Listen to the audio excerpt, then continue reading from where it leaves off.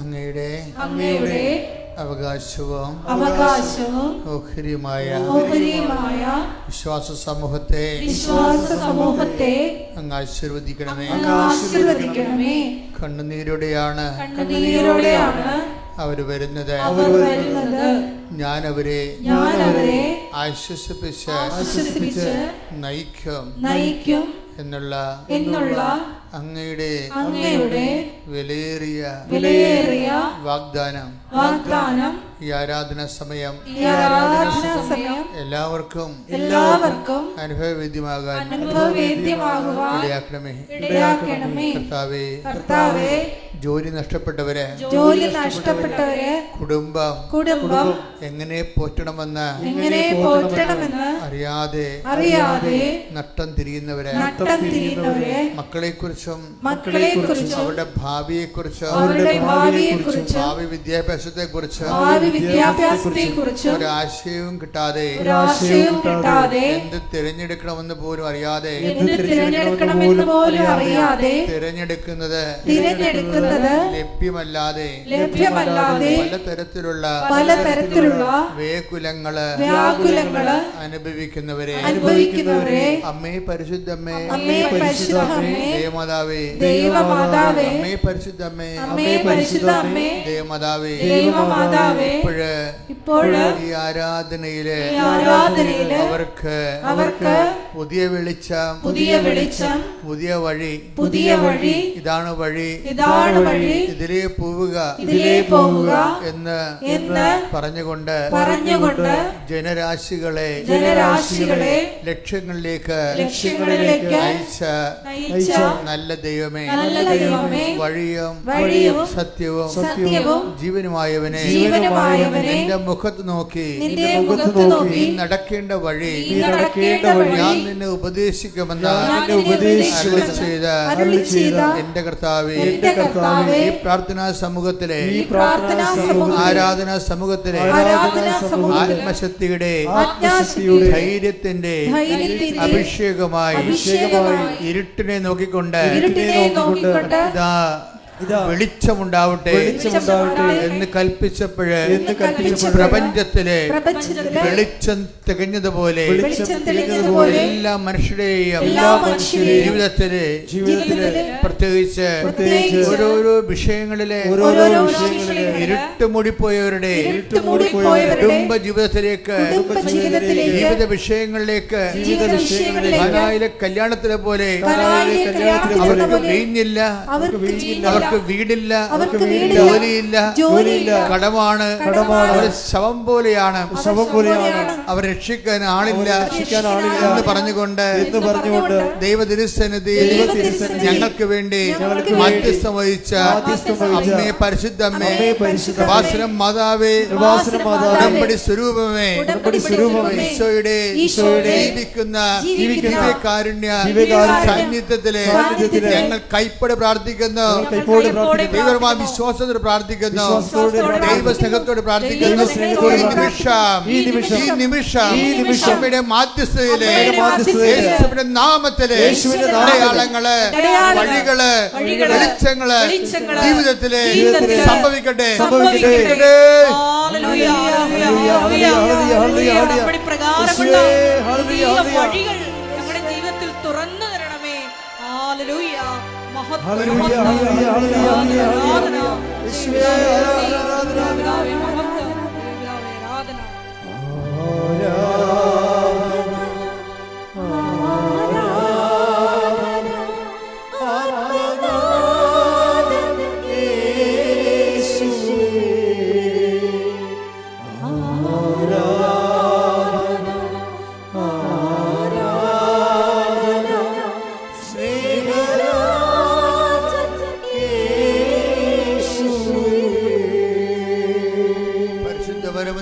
ദിവ്യകാരുണ്യത്തിന് ആരാധനയും സ്തുതിയും പുകഴ്ചയും ഉണ്ടായിരിക്കട്ടെ.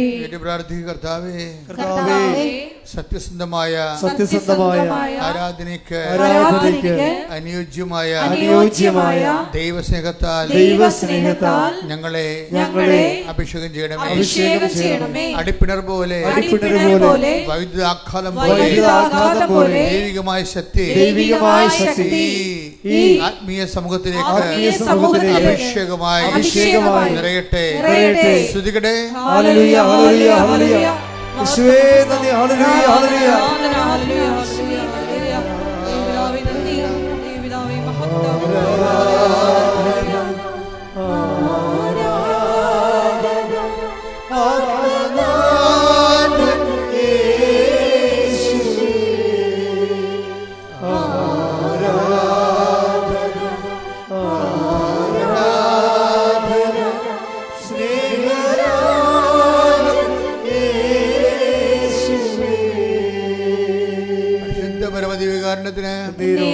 ആരാധനയും സ്തുതിയും പുകഴ്ചയും ഉണ്ടായിരിക്കട്ടെ.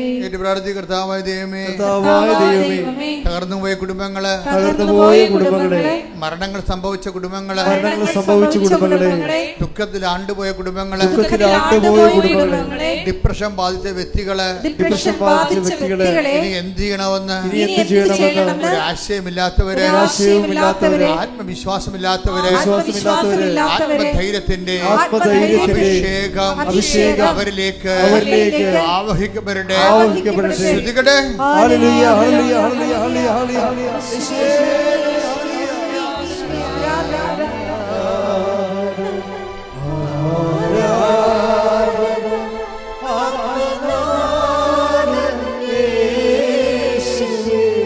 ഒരുമിച്ച് ആരാധന.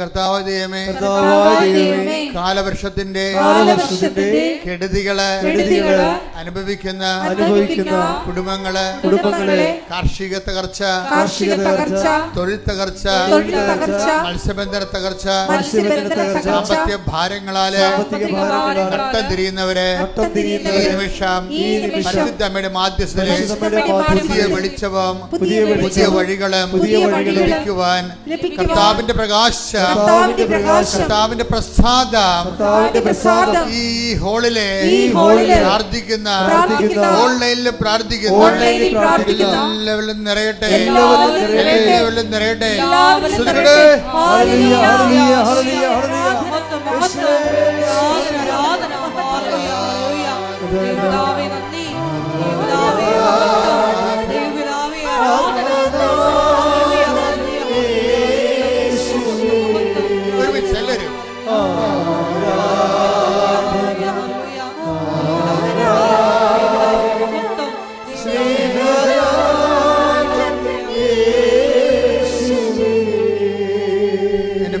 ദൈവപ്രസാദം നിറഞ്ഞു നിൽക്കുന്ന ഒരു സമയമാണ്.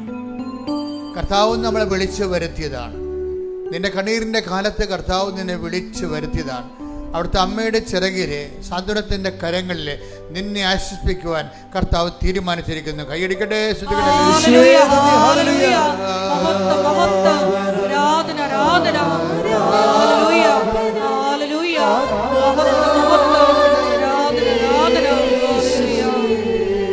ഒരുമിച്ച് എല്ലാവരും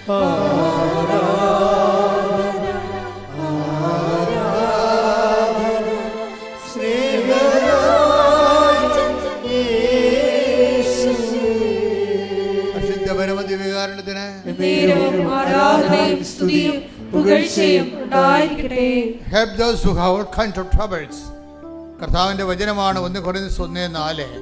എല്ലാ തരത്തിലും ക്ലേശം അനുഭവിക്കുന്നവരെ ആശ്വസിപ്പിക്കുവിൻ. ദൈവത്തിന്റെ വചനത്തിന്റെ ലക്ഷ്യം എന്താണ്? എല്ലാ തരത്തിലും കൃപാസനം നോക്കിയാൽ, സാക്ഷ്യം നോക്കിയാൽ നിനക്ക് മനസ്സിലാകും. എല്ലാ തരത്തിലും ക്ലേശം അനുഭവിക്കുന്നവരെ ദൈവം അമ്മയുടെ മധ്യസ്ഥലെ ആശ്വസിപ്പിച്ചുകൊണ്ടിരിക്കുകയാണ്. ശ്രുതികട്ടെ ഹല്ലേലൂയ. ഹല്ലേലൂയ, ഹല്ലേലൂയ. മഹത്വം, മഹത്വം. ദൈവപിതാവേ നന്ദി, ദൈവപിതാവേ മഹത്വം, ദൈവപിതാവേ ആരാധന. ഹല്ലേലൂയ, ഹല്ലേലൂയ.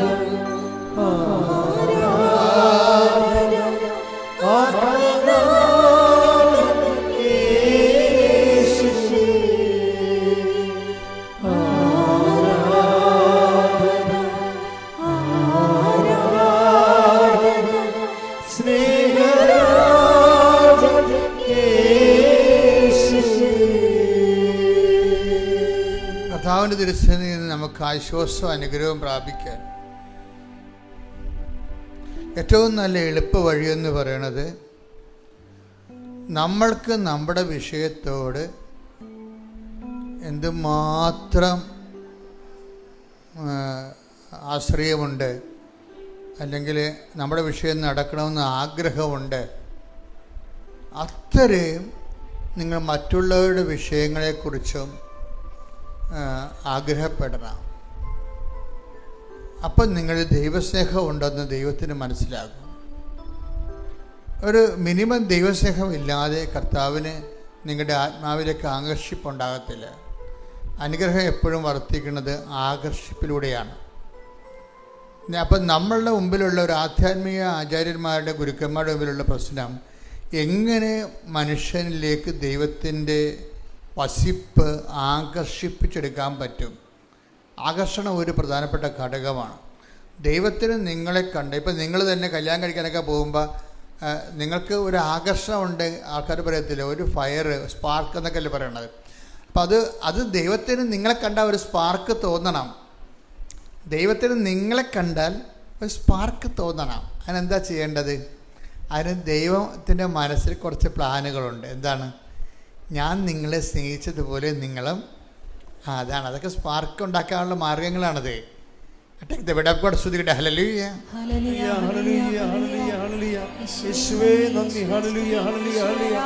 യോഹന്നാൻ 13:35. യോഹന്നാന്റെ സുവിശേഷം 13:35. നിങ്ങൾ പരസ്പരം സ്നേഹിക്കുവിൻ. നിങ്ങൾ പരസ്പരം സ്നേഹിക്കുവിൻ. ഞാൻ നിങ്ങളെ സ്നേഹിച്ചതുപോലെ നിങ്ങളും പരസ്പരം സ്നേഹിക്കുവിൻ. നിങ്ങൾക്ക് ദൈവത്തിന് നിങ്ങളുടെ മേൽ സ്പാർക്ക് ഉണ്ടാക്കാനുള്ള ഒരു പ്രധാനപ്പെട്ട ഒരു സൊല്യൂഷനാണത്, ഫോർമുലയാണ്. നിങ്ങളെപ്പോഴും ദൈവത്തിന് ഇപ്പം എൻ്റെ പിതാവിനാൽ ആകർഷിക്കപ്പെടാതെ ആർക്കും എൻ്റെ അടുത്ത് വരുവാൻ സാധ്യമല്ല. Take the word of God. ശ്രുതികട്ടെ ഹല്ലേലൂയ. ഹല്ലേലൂയ, ഹല്ലേലൂയ, ഹല്ലേലൂയ, ഹല്ലേലൂയ.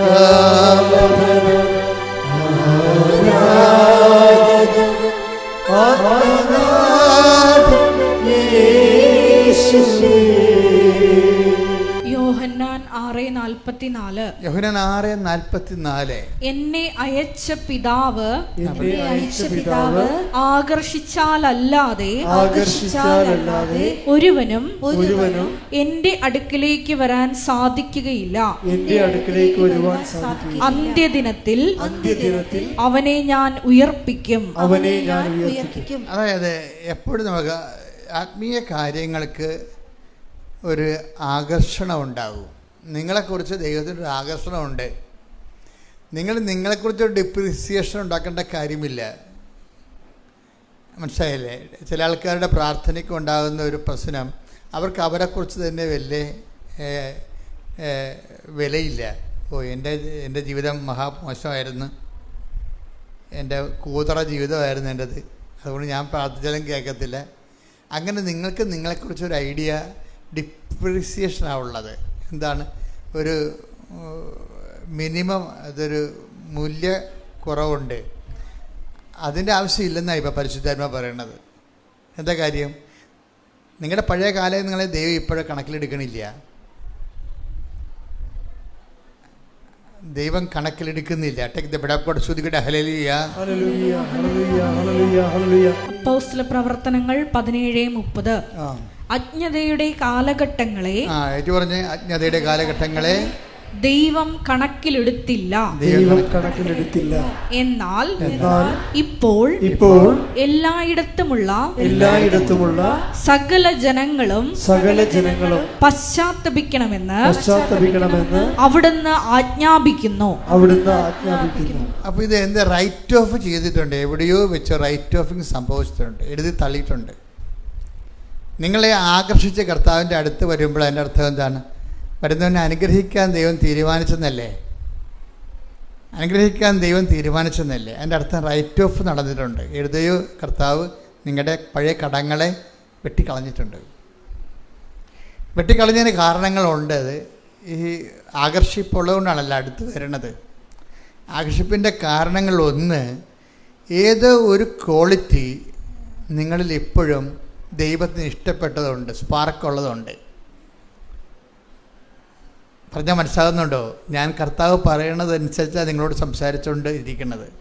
ഏതോ ഒരു ക്വാളിറ്റി, ഗുണം നിങ്ങളിൽ ഇപ്പോഴും കർത്താവിന് ഇഷ്ടപ്പെട്ടതുണ്ട്. അതുകൊണ്ടാണ് ആസന്നമായതിനെ ഊതിക്കത്തിക്കാൻ പറയണത്. ബൈബിള് കുത്തിക്കെട്ടി ഒതുക്കുമ്പോൾ അവസാനത്തെ അതിൻ്റെ ഉപസംഹാരത്തിൽ വരണത് അവസാന വാക്കുകളാണ്. എന്താണ്? നിങ്ങളിൽ ആസന്നമായതിനെ ഉദിക്കത്തിക്കാൻ. വെളിപാട് 3:2. വെളിപാട് 3:2. ഉണരുക, നിന്നിൽ ആസന്ന മരണമായി അവശേഷിക്കുന്നതിനെ ഉത്തേജിപ്പിക്കുക. എന്തെന്നാൽ എന്റെ ദൈവത്തിന്റെ മുമ്പിൽ നിന്റെ പ്രവൃത്തികൾ പൂർണ്ണമായും നിർവഹിക്കപ്പെട്ടതായി ഞാൻ കാണുന്നില്ല. അപ്പോൾ നിങ്ങൾ ദൈവത്തിൻ്റെ പ്രവൃത്തികൾ ചെയ്തിട്ടുണ്ട്, അത് പൂർണ്ണമായിട്ടില്ല എന്നാണ് പറയണത്. ഇപ്പം എന്താ സംഭവം?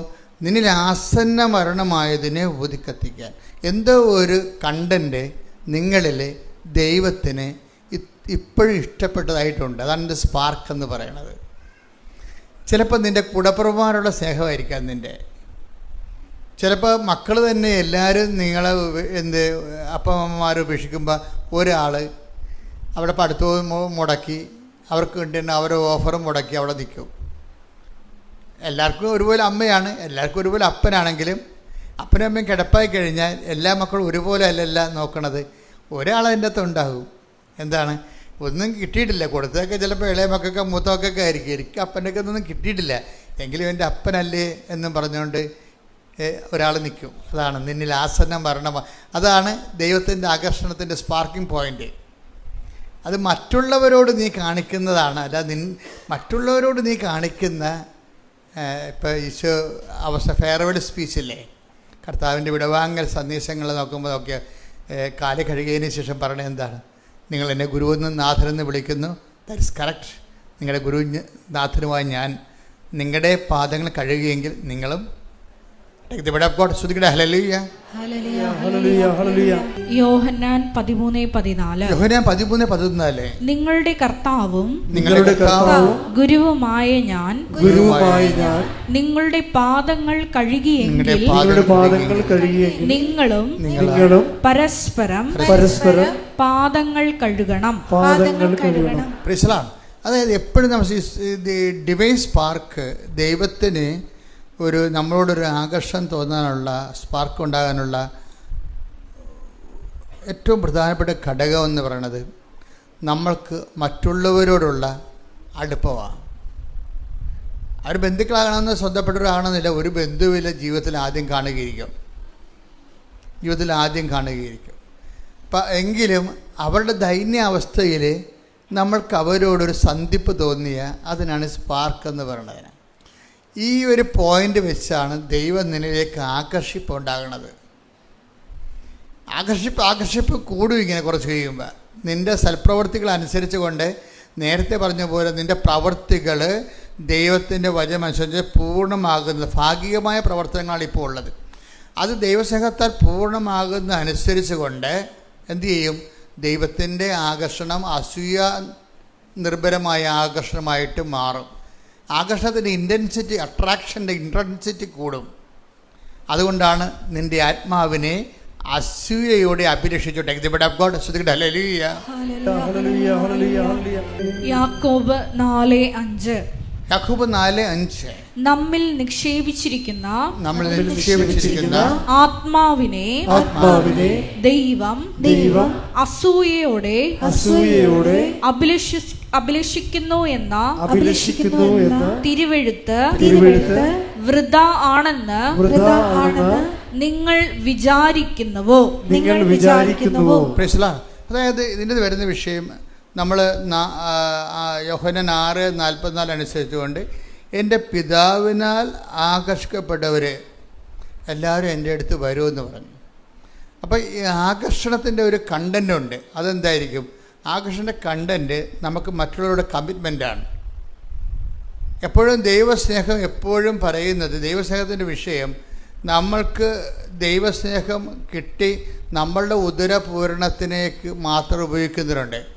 അപ്പോൾ അതിനെക്കുറിച്ച് ബൈബിൾ പറയണത് ഉദരമാണ് അവരുടെ ദൈവമെന്നാണ്. അതാണ് വിഷയം. അത് എപ്പോഴും നമ്മൾ ശ്രദ്ധിക്കണം. നമ്മുടെ കാര്യം മാത്രം ജന്മകാലം മുഴുവനും നമ്മുടെ ജോലി, നമ്മുടെ മക്കളുടെ ഗതി പിടിക്കൽ, നമ്മുടെ മക്കളുടെ കല്യാണം, നമ്മുടെ മക്കൾ കുഞ്ഞുങ്ങളുണ്ടാകുന്നത്, നമ്മുടെ വീട് വിൽക്കുന്നത്, നമ്മുടേതെന്ന് പറഞ്ഞിരുന്നാൽ അതിന് ബൈബിൾ പറയണത് ഉദരമാണ് അവരുടെ ദൈവം എന്നാണ്. ഫിലിപ്പി 3:19 നാശമാണ് അവരുടെ അവസാനം.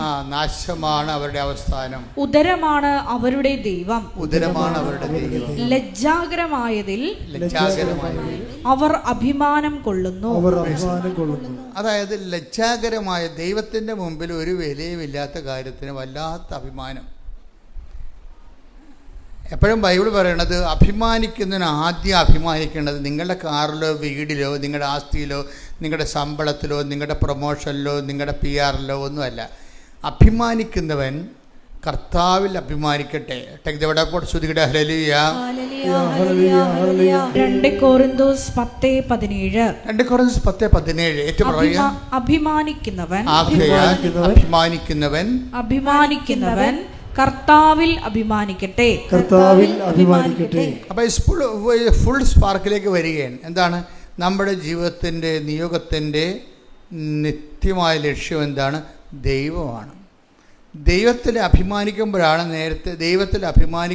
ഇപ്പോൾ നിങ്ങൾക്ക് അത് തോന്നണം. വാസ്തവത്തിൽ നിങ്ങളുടെ സ്ഥാപന ജംഗ വസ്തുക്കൾ നിങ്ങൾ ദൈവത്തിന് സന്നിധിയിൽ നിന്ന് പ്രാർത്ഥിച്ച് അടിച്ചു മാറ്റുന്ന പരിപാടികളാണ് പലപ്പോഴും നിങ്ങൾ അഭിമാനമായിട്ട് പറയണത്. നത്തിങ്. ദൈവം തന്നെയാണ് നമ്മുടെ അഭിമാനത്തിൻ്റെ ആസ്തി എന്ന് പറയണത്. അത് അങ്ങനെ ദൈവം തന്നെ ഒരു വ്യക്തിക്ക് അഭിമാനത്തിൻ്റെ ആസ്തിയായി മാറുമ്പോൾ, അടിസ്ഥാനമായി മാറുമ്പോൾ നമ്മുടെ ആത്മാവിനെ വളരെ നല്ല മൂല്യവത്താകുന്നത് കൊണ്ട് ദൈവം അതിനെ അസൂയയോടെ അഭിലഷിക്കും. അപ്പം ഞാൻ പറഞ്ഞ ഈ സ്പാർക്ക് ശരിക്കും ഒരു സൂര്യനായിട്ട് ഇങ്ങനെ ഡെവലപ്പ് ചെയ്ത് വരും. നിങ്ങളുടെ ഉടമ്പടി പുതുക്കുന്ന അനുസരിച്ചുകൊണ്ട് സ്പാർക്ക് കൂടി ഒരു സൂര്യനെപ്പോലെ ആയിരിക്കണം. Spark to sun. ഉടമ്പടി എങ്ങോട്ടാണ് പുതുക്കണമെന്ന് ചോദിച്ചു കഴിഞ്ഞാൽ ഒരു സ്പാർക്കിൽ നിന്ന് ഒരു സണ്ണിലേക്കാണ് നമ്മൾ പോകുന്നത്. ഒരു സ്പാർക്കിൽ നിന്ന് ഒരു പൊരിയിൽ നിന്ന് ഒരു സൂര്യനിലേക്കാണ് നമ്മൾ പോകുന്നത്. അപ്പം ആ ഒരു മാറ്റം ആത്മീയ മേഖലയിൽ ഉണ്ടായിട്ടുണ്ടെങ്കിൽ ബാക്കിയെല്ലാം ഓക്കെ ആകും. അപ്പം അതുകൊണ്ട് ഇത് വിഷയം ക്രമീകരിക്കുന്നതിൽ നമ്മൾ ശ്രദ്ധിച്ചാൽ മതി. ഈ വിഷയം ക്രമീകരിക്കുന്നതിൽ ശ്രദ്ധിക്കണം. എന്താ കാരണം വെച്ച് കഴിഞ്ഞാൽ വിശ്വാസം അപ്പോൾ തന്നെ നിങ്ങൾക്ക് ആദ്യം വരുമ്പോൾ നിങ്ങളുടെ വിശ്വാസം കൂടിയാൽ, ഇപ്പം നിങ്ങൾക്ക് ജോലി കിട്ടുമ്പോൾ ഭയങ്കര സന്തോഷം. പക്ഷേ ആ സന്തോഷം വിശ്വാസം കൂടിയാൽ ഉണ്ടാകുന്നുണ്ടോ? അതാണ് വിഷയം. പരിശുദ്ധാത്മാവിൻ്റെ കൃപയുള്ള ആൾക്കാർക്ക് വിശ്വാസം കൂടിയാൽ ഉടനെ സന്തോഷം ഉണ്ടാവും. അതുകൊണ്ടാണ് ദൈവത്തിൽ വിശ്വസിക്കാൻ കഴിഞ്ഞതിലെ സന്തോഷിച്ചുകൊണ്ട് അപ്പോസ്തലപ്രവർത്തനങ്ങൾ 16:31. കർത്താവായ യേശുവിൽ വിശ്വസിക്കുക, നീയും നിന്റെ കുടുംബവും രക്ഷ പ്രാപിക്കും. അപ്പോസ്തലപ്രവർത്തനങ്ങൾ 16:34. ദൈവത്തിൽ വിശ്വസിച്ചതുകൊണ്ട് അവനും കുടുംബാംഗങ്ങളും അത്യന്തം ആനന്ദിച്ചു. അതാണ് വിശ്വാസം തന്നെ ആനന്ദമാണ്. വിശ്വാസം തന്നെ ആനന്ദമാണ്. അതിനാണ് അഭിഷേക അനോയിൻറ്റഡ് ഫെയ്ത്ത് എന്ന് പറയും. അനോയിൻറ്റഡ് നമുക്കൊരു ട്രഡീഷണൽ ഫെയ്ത്താണ് നമുക്കുള്ളത്. ട്രഡീഷണൽ ഫെയ്ത്താണ്. ട്രഡീഷണൽ ഫെയ്ത്ത് അതിൻ്റെ അപ്ഡേഷൻസ് വരുമ്പോഴാണ് വിശ്വാസം അനോയിൻറ്റഡ് ഫെയ്ത്തായി വരണം. ഇപ്പം നമ്മൾ ഒരു ക്രിസ്ത്യൻ കുടുംബത്തിൽ ജനിച്ചു, ഓക്കെ, ചിലപ്പോൾ ആനന്ദം ഉണ്ടാകുന്ന നിർബന്ധമില്ല. കാര്യം എന്താണ്? വിശ്വാസം നമ്മുടെ പേരിൽ, അത് ക്രിസ്ത്യൻ കുടുംബത്തിൽ ജനിക്കുമ്പോൾ അപ്പൻ്റെ അമ്മയുടെ വിശ്വാസത്തിലല്ലേ നമ്മൾ ജനിക്കണത്. അപ്പൻ്റെ അമ്മയുടെ വിശ്വാസം ജനിക്കുന്നതുകൊണ്ട് നമ്മൾ ആ വിശ്വാസത്തിൻ്റെ സത്യങ്ങൾ തിരിച്ചറിയുമ്പോൾ മാത്രമേ നമുക്ക് ആനന്ദം ഉണ്ടാകത്തുള്ളൂ. അല്ലെങ്കിൽ ക്രിസ്ത്യാനിയുണ്ട് ജീവിച്ചതുകൊണ്ട് ഞാൻ ക്രിസ്ത്യാനിയായിട്ട് ക്രിസ്ത്യൻ കുടുംബത്തിൽ ജനിച്ചതുകൊണ്ട് ഞാൻ ക്രിസ്ത്യാനിയായിട്ട് ജീവിക്കണമെന്നേ വരത്തുള്ളൂ. പക്ഷേ എല്ലാവർക്കും ഈ ക്രിസ്ത്യൻസിനും നോൺ ക്രിസ്ത്യൻസിനും ഉള്ള സിംഗിൾ ക്വസ്റ്റ്യൻ എന്താണ്? Whom do you say that I am? അവിടെ ആ വിഷയത്തിൽ വരുമ്പോൾ ക്രിസ്ത്യൻ കുടുംബത്തിൽ ജനിച്ചുകൊണ്ട് പ്രത്യേകിച്ച് ആനുകൂല്യമില്ല. ഒരു ഫേവറബിൾ വിശ്വാസത്തിൽ വളരാനുള്ളൊരു ഫേവറബിൾ സർക്കംസ്റ്റൻസേ ഉള്ളൂ. ആ സർക്കംസ്റ്റൻസ് കൊണ്ട് അവൻ്റെ പേരിൽ അവൻ അത് വെച്ച് വ്യയം ചെയ്ത് അവൻ നേടിയെടുത്ത ഓക്കെയാണ്. നേടിയെടുക്കാത്ത എന്തുമാത്രം ക്രിസ്ത്യൻ കുടുംബത്തിൽ ജനിച്ചതുകൊണ്ട് തന്നെ ക്രിസ്ത്യാനിക്ക് ഭാര്യയായിട്ട് നടക്കുന്ന എന്തുമാത്രം മനുഷ്യരുണ്ട് ഇല്ലേ? ക്രിസ്ത്യൻ കുടുംബത്തിൽ ജനിച്ചത് കൊണ്ട് മാത്രം ക്രിസ്ത്യൻ സഭയ്ക്ക് ബാധ്യതയായി നടക്കണ, ക്രിസ്ത്യൻ സമൂഹത്തിന് ബാധ്യതയായി നടക്കണ ഒത്തിരി മനുഷ്യരില്ലേ? അപ്പം ജനിക്കണതല്ല പ്രശ്നം. അപ്പോൾ നീ എത്ര സമ്പാദിച്ചു? ഹൂം ഡു യു? കുറേ ചോദ്യങ്ങൾ ബൈബിളിൽ ചോദിക്കും. നീ എത്ര സമ്പാദിച്ചു? 10 നാണയം കൊടുത്തവരുണ്ട്, 5 നാണയം കൊടുത്തവരുണ്ട്, 1 നാണയം കൊടുത്തവരുണ്ട്. യജമാനൻ തിരിച്ചു വരുമ്പോൾ ചോദിക്കണേ, ഓഡിറ്റിംഗ് നടത്തും, നീ എത്ര സമ്പാദിച്ചു? അവന് whom do you say that I am? ഞാൻ ആരാണെന്നാണ് നിൻ്റെ അപ്പൻ പറയണമെന്നല്ല ചോദിക്കണത്, നീ പറയണത്. നിൻ്റെ അനുഭവമാണ് പ്രശ്നം. നിൻ്റെ വിശ്വാസത്തിൽ നീ എന്താണ് എന്നെക്കുറിച്ച് പറയണത്? അതാണ് updations of faith. Updations of faith വരണമാണ് ഈ അനോയിൻറ്റഡ് ഫെയ്ത്ത് എന്ന് പറയുന്നത്. അഭിഷേക വിശ്വാസം മറ്റൊരു ട്രഡീഷണൽ വിശ്വാസമാണ്. പിന്നെ വേണമെങ്കിൽ ഒരു ജാതിക്കോയ്മ എടുത്തുകൊണ്ട് നമ്മൾ കുറഞ്ഞ പുള്ളിയല്ലെന്ന് പറയാമെന്നല്ലാതെ, മസിൽ പെരുപ്പിക്കാമെന്നല്ലാതെ ജാതിക്കോയ്മയ്ക്കും പാരമ്പര്യ വിശ്വാസത്തിനും പ്രത്യേകിച്ച് വിലയൊന്നുമില്ല. Whom do you say that I am? ഞാൻ ആരാണെന്നാണ് നീ പറയണത്? നിൻ്റെ പിതാക്കന്മാർ നീ ആരാണെന്ന് പറഞ്ഞിട്ട് കഥയില്ല. നീ ആരാണെന്നാണ്, ഞാൻ ആരാണെന്നാണ് നീ പറയണത്. ടേക്ക് ദി ബെഡ് ഓഫ് ശ്രുതികളുടെ ഹല്ലേലൂയ. മത്തായി 16:15. മത്തായി 16:15. അവൻ അവരോട് ചോദിച്ചു, എന്നാൽ ഞാൻ ആരാണെന്നാണ് നിങ്ങൾ പറയുന്നത്? പേഴ്സണൽ ക്വസ്റ്റ്യൻ ആണത്. ഓരോ വ്യക്തിയും ഓരോ ദിവസവും അവൻ്റെ വിശ്വാസത്തിന് വ്യക്തിപരമായ ദൈവസന്നിധിയിൽ കണക്ക് കൊടുക്കണം. നിൻ്റെ വിശ്വാസം വളർന്നു. നിൻ്റെ വിശ്വാസം വളർന്നില്ലെങ്കിൽ അതിൻ്റെ complete responsibility in your head, നിൻ്റെ തലയിൽ കിടക്കും. ഇതിൻ്റെ അകത്തൊരു വിഷയം വരണത് വളരെ ഈ സൂചിനൂലും കോർക്കണ പോലെ ഓടുകയും ചെയ്യണം, സൂചിനൂലും കോർക്കുകയും ചെയ്യണം, ഇല്ലേ? അങ്ങനെ ഒരു വട്ടം ഇല്ലേ? ഇല്ലേ? സ്പോർട്സിൽ നമ്മൾ ഓടുകയും ചെയ്യണം, ആ ഓട്ടത്തിനിടയിൽ സൂചിനൂലും കോർക്കുകയും ചെയ്യണം. ഇതുപോലെ നാരങ്ങ സ്പൂൺ ഓട്ടമില്ലേ? സ്പൂണിൽ നാരങ്ങ വെച്ചുകൊണ്ട് നമ്മൾ ഓടും, പക്ഷെ നമ്മൾ ഓടി ജയിക്കും. പക്ഷെ ചിലപ്പോൾ സ്പൂണിൽ നാരങ്ങ ഉണ്ടാകത്തില്ലേ? അപ്പോൾ തോറ്റുപോയി. ഓടി ജയിക്കാൻ നമുക്ക് ലോകത്തിൽ കള്ളത്തറവ, തോന്നിവാസവ, കരിഞ്ചന്ത, കള്ളനോട്ട എന്തൊക്കെ ഓടി ജയിക്കാൻ പറ്റും. പക്ഷെ ജയിച്ച് കഴിയുമ്പോൾ സ്പൂണിൽ നാരങ്ങ ഉണ്ടാകത്തില്ല. അപ്പോൾ തോറ്റതായിട്ട് പ്രഖ്യാപിക്കും. അതാണ് വിഷയം. അത് ഭയങ്കര സീരിയസ് വിഷയമാണ്. അപ്പോൾ ഓടുമ്പോൾ ഓട്ടത്തിലായിരിക്കും ആൾക്കാർ ശ്രദ്ധിക്കണതേ, നാരങ്ങായി ശ്രദ്ധിക്കത്തില്ല. അപ്പം അതുകൊണ്ട് ഞാൻ നല്ല ഓട്ടം ഓടി എന്താ പറയണത്? വിശ്വാസം നാരങ്ങ വിശ്വാസം സംരക്ഷിച്ചു.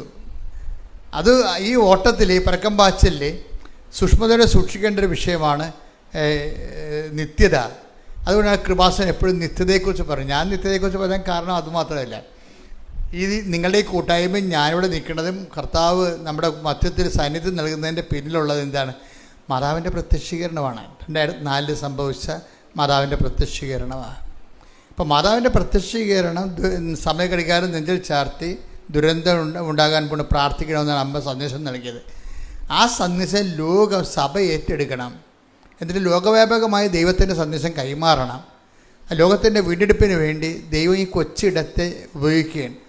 അതുകൊണ്ടാണ് നിങ്ങളെ തിരിച്ച് ഇങ്ങനെ വിളിച്ചു വരുത്തി. എന്തിനാണ്? പ്രത്യക്ഷീകരണ പ്രാർത്ഥന എല്ലാം വേണ്ടി വിളിച്ചു വരുത്തിയതാണ്. നിങ്ങൾ പ്രത്യക്ഷീകരണ പ്രാർത്ഥന ചൊല്ലിക്കൊള്ളാമെന്ന് പറഞ്ഞാണ് ഉടമ്പടി ചെയ്തിരിക്കുന്നത്, അല്ലേ? ഉടമ്പടി ചെയ്യുമ്പോൾ ദൈവത്തിൻ്റെ ആദ്യ പോർഷൻ ദൈവത്തിൻ്റെത് അങ്ങോട്ട് മാറും. ചില ആൾക്കാർ ബിസിനസ് ചെയ്യുമ്പോൾ എന്ത് ചെയ്യും? അവിടെ അതിൻ്റെ അകത്തുള്ള ലാഭം എടുത്ത് ആദ്യം അവർ പറപ്പം മേടിക്കും, എന്നിട്ട് കണ്ടവൻ്റെ കാശെടുത്തിട്ടാണ് പിന്നെ ബിസിനസ് ചെയ്യണത്. അത് തെറ്റാണ്.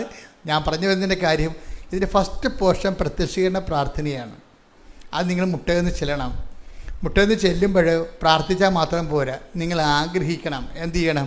കർത്താവ് എത്രയും വേഗം നിൻ്റെ പ്രത്യക്ഷീകരണം, അമ്മയുടെ പ്രത്യക്ഷീകരണം സഭ പഠിക്കാൻ ഇടയാക്കണമേ, എന്നിട്ട് ലോകത്ത് വ്യാപകമായി അതിൽ പ്രചരിക്കാൻ ഇടയാക്കണമേ. ഇപ്പം ഞാൻ ഓരോ രാജ്യങ്ങളൊക്കെ ചെല്ലുമ്പോൾ പ്രത്യക്ഷീകരണ പ്രാർത്ഥനയുടെ കൂട്ടായ്മയാണ് ഉള്ളത്. ഇപ്പോൾ പ്രത്യക്ഷീകരണ പ്രാർത്ഥനയുടെ വാട്സപ്പുകൾ, ഇപ്പം ഞാൻ തന്നെ രാവിലെ എഴുന്നേറ്റിട്ട് നിങ്ങളുടെ കൂടെ 5:30 പ്രാർത്ഥിക്കണില്ലേ? നിങ്ങളത് മുടങ്ങരുത് കേട്ടോ. നമ്മൾ ഡെയിലി ബ്രെഡ് മുടങ്ങരുത്. ഡെയിലി ബ്രെഡ് കൂടുന്നത് കൈപ്പൊക്കെ പ്രൈസ് ലോർഡ്. ഇനി കൂടാത്തവർ ഇന്ന് നാളെ മുതൽ കൂടിയേക്കണം. 5:30 നമ്മൾ ഒരുമിച്ചാണ് പ്രത്യക്ഷ പ്രാർത്ഥന ചെല്ലണത്. എന്നിട്ട് ഞാൻ നിങ്ങളുടെ എല്ലാവരുടെയും തലയൊക്കെ വെച്ച് പ്രാർത്ഥിക്കും. എന്തിനാണ് പ്രാർത്ഥിക്കണത്? നിങ്ങൾ പോകുന്ന ഇടങ്ങളിൽ നിങ്ങളുടെ കൂടെ ദൈവത്തിൻ്റെ ദൂതനെ സെൻഡ് ചെയ്യാൻ. അത് നിസ്സാരമല്ല, അത് ഭയങ്കര സീരിയസ് വിഷയമാണ്. നമ്മൾ പോകുന്നിടത്തേക്ക് നമ്മുടെ ദൂതൻ, നീ പോകുന്നിടത്തേക്ക് നിനക്ക് മുമ്പേ ഞാൻ എൻ്റെ ദൂതനെ അയക്കുമെന്നുള്ള വാഗ്ദാനമാണ്. Take the word of God. ശ്രുതിക്കട്ടെ. ഹല്ലേലൂയ, ഹല്ലേലൂയ, ഹല്ലേലൂയ, ഹല്ലേലൂയ. പുറപ്പാട് 23:20. ഇതാ ഒരു ദൂതനെ നിനക്ക് മുൻപേ ഞാൻ അയക്കുന്നു. അവൻ നിന്റെ വഴിയിൽ നിന്നെ കാത്തുകൊള്ളും. ഞാൻ ഒരുക്കിയിരിക്കുന്ന സ്ഥലത്തേക്ക് നിന്നെ കൊണ്ടുവരികയും ചെയ്യും. ഇത് നിസ്സാരമല്ല. നമ്മുടെ ഓരോ യാത്ര, ഇപ്പം ഞാൻ രാവിലെ എഴുന്നേറ്റ് എവിടെയെങ്കിലും പോകുകയാണെന്ന് അന്ന് പോകുകയാണെങ്കിൽ 5 മണിക്ക് കുർബാന അർപ്പിക്കും ഒറ്റയ്ക്ക്. നമ്മൾ ഈ കാണുന്ന കുർബാനയല്ലേ, ഒറ്റക്കുള്ള കുർബാന എന്ന് പറയുന്നത് വേറെ ഒരു ഫീലാണത്. നമ്മളും ദൈവവും പരിശുദ്ധ അമ്മയും എല്ലാവരും കൂടി മാത്രം, വേറെ ആരും ഉണ്ടാകത്തില്ല അവിടെ. അപ്പം അവിടെ കുർബാനയുടെ ഓരോ വാക്കുകളും പിടിച്ച് ചൊല്ലി അതെല്ലാം ആദ്യം നമ്മൾ ആവഹിച്ചതിന് ശേഷം ആ സ്പെല്ലൗട്ട് ചെയ്ത് ഹൃദയത്തിൽ വിശ്വസിക്കുന്നത് അതിരം കൊണ്ട് പ്രഖ്യാപിച്ച് രക്ഷ എന്നാകുന്ന ക്രിസ്തുവിനെ പ്രാപിച്ചങ്ങ് പോകും. അപ്പം അതിന് ചിലപ്പോൾ ഞാൻ 2.5 മണിക്കൂറൊക്കെ എടുക്കും കുർബാന അർപ്പിക്കാൻ. സാഹിത്യ അക്കാദമി പഠിക്കുന്ന കാലത്ത് തൃശ്ശൂരിൽ ഞാൻ അപ്പത്തമ്പുരാനിലാണ് താമസിച്ചത്. അപ്പത്തമ്പുരാനിൽ കുർബാന എനിക്കൊരു ലോഡ്ജ് തന്നു ഗവൺമെൻറ് അവിടെ പഠിക്കാൻ, റിസർച്ചിന് വേണ്ടി. അപ്പം ഞാനത് കട്ടിലേൽ ബെഡെല്ലാം മാറ്റിയിട്ട് പുതിയൊരു തുണി വിരിച്ചിട്ട് ഞാൻ താഴെ മുട്ടയിൽ നിൽക്കും. എന്നിട്ട് ഓസ്തിയും വീഞ്ഞും എടുത്തിട്ട് അവിടെ നിന്നുകൊണ്ട് കുർബാന അർപ്പിക്കാൻ തുടങ്ങും. കുർബാന അടുപ്പിക്കുക ഇപ്പോൾ 8 മണിക്ക് തുടങ്ങുന്ന കുർബാന തീരുമ്പോൾ 9:30-10 മണിയാവും, ചിലപ്പോൾ 10 ആവും. ഇടയ്ക്കിടയ്ക്ക് പ്രാർത്ഥിച്ച് ഒറ്റക്കുള്ള കുർബാന ഒരു വല്ലാത്ത സംഭവമല്ലേ. നമുക്ക് ജനങ്ങളുമായിട്ട് അങ്ങനെ പറ്റത്തില്ല. ജനങ്ങൾക്ക് പല ജോലികളും കാര്യങ്ങളൊക്കെ ഉള്ളത് കാരണം അവർക്ക് ഓരോ ടൈമിന് ഓരോ സ്ഥലത്ത് എത്തിച്ചേരണം. എങ്കിലും നിങ്ങൾ കുർബാനയൊക്കെ നടത്തുമ്പോൾ നിങ്ങളുടെ മനസ്സെപ്പോഴും എന്തെല്ലാം വിഷയമുണ്ടെങ്കിലും മനസ്സ് എപ്പോഴും അൾത്താരെ ഉണ്ടാകാൻ വേണ്ടി പ്രത്യേകം ശ്രദ്ധിക്കണം. നമ്മുടെ അറിവിന് ആനുപാതികമായിട്ടായിരിക്കും അഭിഷേകം ഉണ്ടാകുന്നത്. അഭിഷേകം ഉണ്ടായില്ലെന്നുണ്ടെങ്കിൽ ചുമ്മാ ഇതൊരു ആവർത്തനം മാത്രമായിട്ട് നമുക്ക് ഡ്രൈനെസ് ഫീൽ ചെയ്യും. പല ആൾക്കാർക്ക് ശ്രദ്ധയില്ലാത്തത് കൊണ്ടാണ് ഈ കുർബാന വരേണ്ടതായിട്ട് തോന്നുന്നത്. ശ്രദ്ധ വന്നാൽ ദൈവസ്നേഹം വരും, വിശ്വാസം വരും, പ്രത്യാശ വരും. ദൈവസ്നേഹം എന്ന് പറയുന്നത് കുർബാനയിൽ ഉരുത്തിരിഞ്ഞ് വരുന്ന ദൈവസ്നേഹം ക്വാളിറ്റേറ്റീവ്ലി ഭയങ്കര വ്യത്യാസമുണ്ട്. കുർബാനയിൽ ഉരുത്തിരിഞ്ഞ് വരുന്ന ദൈവസ്നേഹത്തിന് ഇപ്പം ചില പാലിന് കൊഴുപ്പ് കൂടുമെന്ന് പറഞ്ഞ പോലെ തന്നെയാണ് കുർബാനയിൽ അർപ്പിച്ചിട്ട് ഉരുത്തിരിഞ്ഞ് വരുന്ന ഒരു ദൈവസ്നേഹത്തിന് വേറെ ഒരു ഫീലാണ് വരണത്. അപ്പം അതുകൊണ്ട് തന്നെ ഈ കുർബാനകൾ കൂടുമ്പോൾ അതൊരു ഭാഗ്യമായി കാണണം. കുർബാന പരമാവധി മിസ്സാകാതിരിക്കാൻ വേണ്ടി ശ്രദ്ധിക്കണം. കുർബാന മിസ്സാകുന്നതിന് 1000 കാര്യങ്ങൾ എപ്പോഴും നമുക്ക് മുമ്പിൽ പിശാച് പറഞ്ഞുകൊണ്ടിരിക്കും. ഞാൻ ഈ ദിവസങ്ങളൊരു സാക്ഷ്യം കേട്ട്, ആരുടെ സാക്ഷ്യമാണത്, അതായത് നല്ല സാക്ഷിയാണ്, ജെറോമി എന്നും പറഞ്ഞു, ഒരു ചെറുപ്പക്കാരനാണ്, പയ്യൻസാണ്. പക്ഷേ അയാൾ ഒരു IT ഓഫീസറാണ്. ഇപ്പോൾ ജെറോമിയുടെ ഒരു സാക്ഷ്യം നിങ്ങൾ കേട്ട് കാണാം. ഇപ്പം തന്നെ 10-62,000 ആൾക്കാർ കണ്ടു കഴിഞ്ഞു. ഇയാളുടെ സാക്ഷ്യം എന്ന് പറയണത്, അയാൾ പറയണത്, എനിക്ക് കുർബാനയ്ക്ക് പോകാതിരിക്കുക, ഉടമ്പടിയെക്കുറിച്ച് പുള്ളിക്കാരൻ കഴിഞ്ഞ ദിവസം നടന്ന സാക്ഷ്യമാണ്. ഈ കുർബാന ഉടമ്പടി എന്ന് പറയണത് അദ്ദേഹം അവസാനം എൻ്റെ കൺക്ലൂഷൻ പറയുന്നുണ്ട്, ട്രാക്കില്ലാത്തവർക്ക് ട്രാക്ക് കൊടുക്കുന്ന പ്രാർത്ഥനയാണെന്ന്. അത് ആദ്യമായിട്ട് ഞാൻ കേൾക്കണത്. ട്രാക്കിലല്ലാതെ ഓടുന്ന ആൾക്കാരില്ലേ, അവരെ ട്രാക്കിലാക്കുന്ന പ്രാർത്ഥനയാണ്. ഇപ്പം നമുക്കറിയാമല്ലോ, എല്ലായിടത്തും കിടന്ന് ഓടിയാൽ നമുക്ക് സമ്മാനം കിട്ടത്തില്ലല്ലോ. ട്രാക്കിൽ തെറ്റിച്ചാലും നമുക്ക് സമ്മാനം കിട്ടത്തില്ല. അപ്പം ട്രാക്ക് ഇല്ലാതെ ഓടുന്നവരെ ട്രാക്കിലാക്കുന്ന പ്രാർത്ഥനയാണ് ഉടമ്പടി എന്ന്. അതാണ് അദ്ദേഹത്തിൻ്റെ, അങ്ങനെ തന്നെ ഞങ്ങൾ ഹെഡിങ് ഇട്ടിരിക്കണം അതിനും. അത് അദ്ദേഹം പറയാൻ കാരണം, അദ്ദേഹം ഈ ജീവിതത്തെ അദ്ദേഹം ഉടമ്പടി ദൈവാനുഭവം ഉണ്ടായിക്കഴിയുമ്പോൾ ഗതകാല ജീവിതത്തെ പുള്ളി ഇവാലുവേറ്റ് ചെയ്യും. ഭയങ്കര രസമാണ്. ഒരു 10-24 വയസ്സേ കാണത്തുള്ളൂ, പക്ഷെ ഒരു നല്ല പൊക്കമുള്ള നല്ല സ്മാർട്ടായിട്ടുള്ള ഒരാളാണ് പുള്ളി. ആ വിഷയം പറയണത്, പുള്ളിക്കൊരു ദൈവാനുഭവം ടച്ച് ചെയ്ത് കഴിഞ്ഞപ്പോൾ, ജീവിതത്തിൽ ദൈവം തൊട്ട് കഴിഞ്ഞപ്പോൾ പുള്ളി കഴിഞ്ഞ കാലത്തെ ഇവാലുവേറ്റ് ചെയ്യാൻ തുടങ്ങി. പഴയ കാലത്തെക്കുറിച്ച് പുള്ളി പറയുന്നതിലാണ്. അല്ലാതെ പുള്ളിയുടെ ഒരു പ്രസ്താവന എന്താണ്, ഉടമ്പടി ട്രാക്കിൽ നിന്ന് പുറത്തു പോയ ആൾക്കാർ അത് അങ്ങനത്തെ അനുഭവമാണ് അങ്ങനെ പറയണത്. അത് പറയാൻ കാര്യം, അദ്ദേഹം പറഞ്ഞത്, ഞാൻ റിലേ ചെയ്തിരുന്ന മുഴുവൻ മെരിറ്റിലാണ്. എന്നുവെച്ചാൽ മെരിറ്റിലെന്ന് വെച്ച് കഴിഞ്ഞാൽ അദ്ദേഹത്തിന് നല്ല ഇൻ്റലിജൻ്റ് ആയിട്ടുള്ള ആളാണ്. അയാളുടെ പ്രൊഫഷന് പറ്റുന്ന രീതിയിലുള്ള സർട്ടിഫിക്കറ്റ് ഉണ്ട്. അയാൾക്ക് നല്ല വോയിസ് കമാൻഡും ലാംഗ്വേജ് കമാൻഡുണ്ട്. അപ്പോൾ എവിടെ പോയാൽ അയാളെ തൊട്ടുമുത്തിക്കൊണ്ടൊക്കെ ജോലി കിട്ടും. അതാണ് അയാളുടെ മെരിറ്റെന്ന് പറയണത്.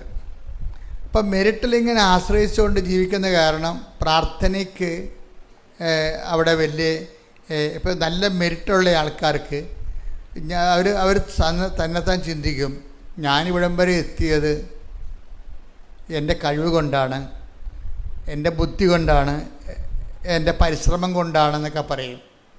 ഈ മെരിറ്റിൽ എന്നെ സംബന്ധിച്ചിടത്തോളം പലപ്പോഴും ഞാനിപ്പോൾ ഒരു ലക്ഷക്കണക്കിന് മനുഷ്യരെ കൗൺസിൽ ചെയ്തിട്ടില്ലേ, അപ്പോൾ എനിക്ക് മനസ്സിലായത്, ഒരു മനുഷ്യൻ്റെ ദുരന്തം അവന് തകർച്ച വരാൻ പോകുന്നു എന്നുള്ളത്, തകർച്ച വാതിക്കലെത്തിയെന്ന് നമുക്ക് എങ്ങനെ മനസ്സിലാകും?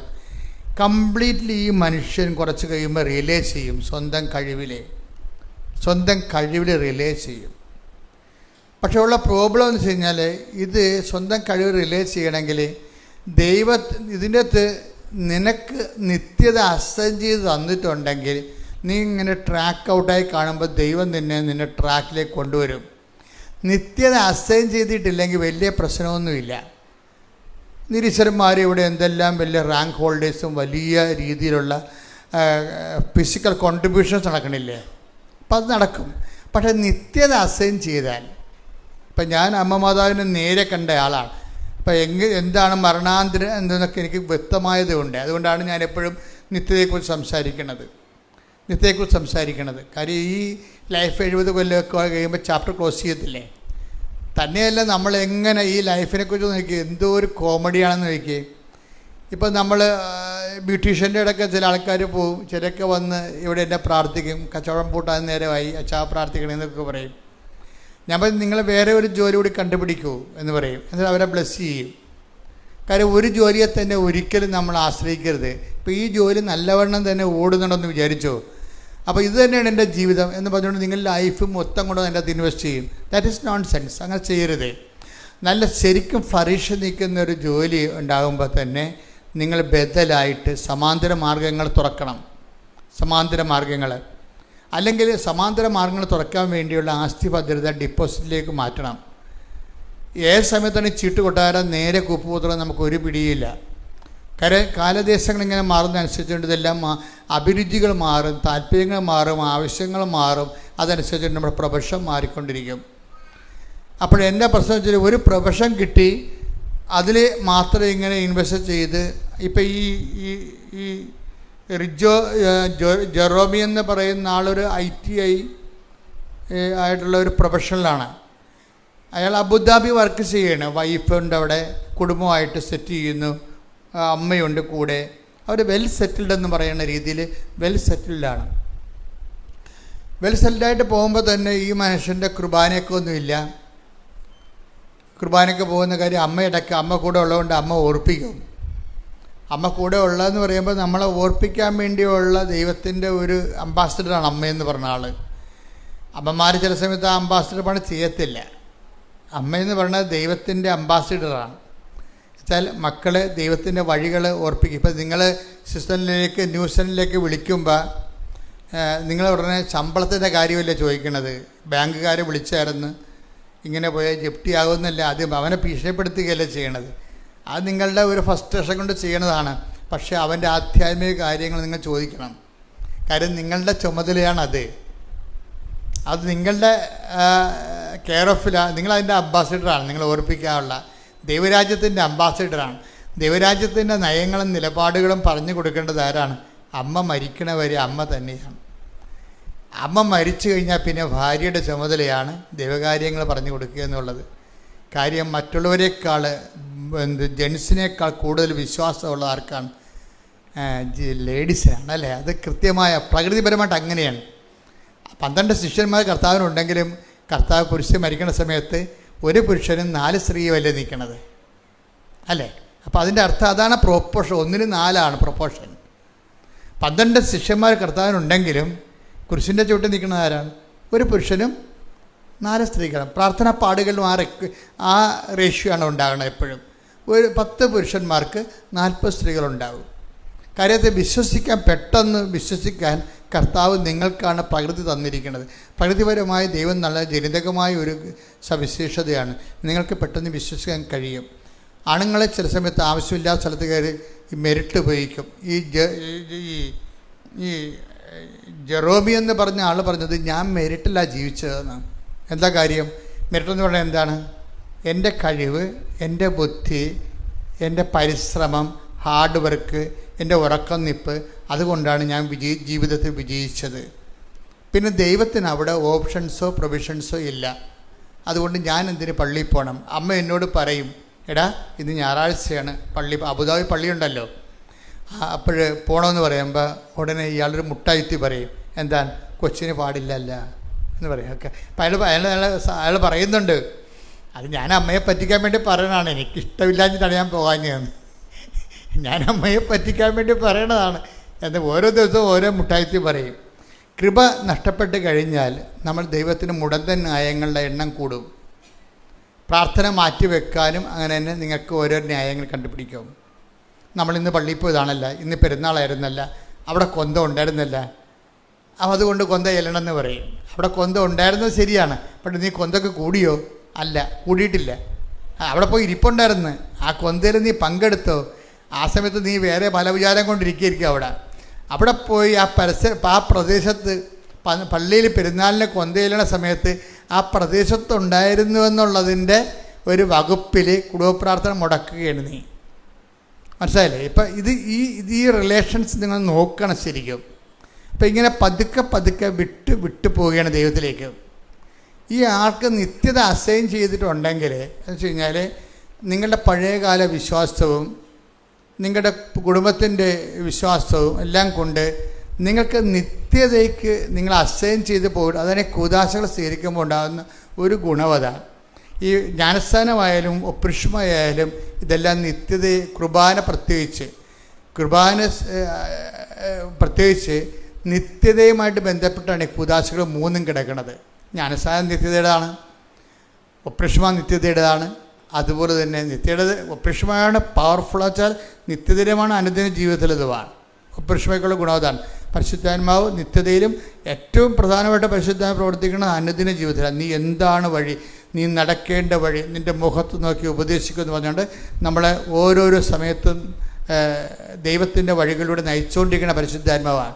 നമുക്കൊരു കോൺഷ്യസ് ഉണ്ടായാൽ മാത്രം മതി പരിശുദ്ധാത്മാവിനെക്കുറിച്ച്. പിന്നെ നഷ്ടപ്പെട്ടു പോകാതിരിക്കാൻ വേണ്ടി ഒരു പ്രിക്കോഷൻസ് ഉണ്ടാകണം, കോൺഷ്യസ് ഉണ്ടാകണം, ബോധം, പ്രിക്കോഷൻസ് ഉണ്ടാകണം. എന്താണ്? ഒരു മുന്നൊരുക്കം ഉണ്ടാകണം, നമുക്കതിനെക്കുറിച്ച് ജാഗ്രത ഉണ്ടാകണം. അത്ര ഉണ്ടെങ്കിൽ പരിശുദ്ധാത്മാവിൻ്റെ ജീവിതം ഈസിയായിട്ട് നമുക്ക് ജീവിക്കാൻ പറ്റും.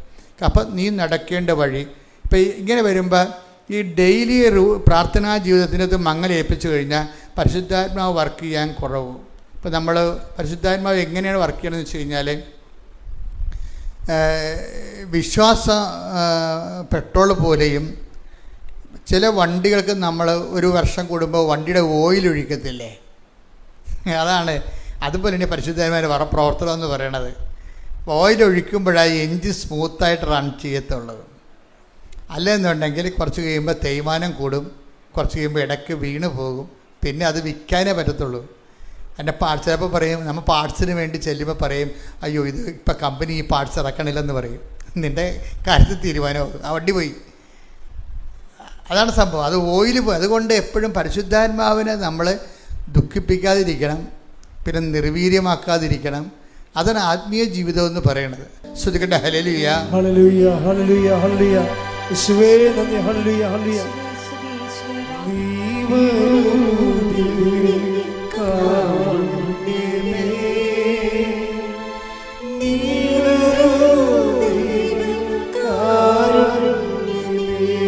എല്ലാവരും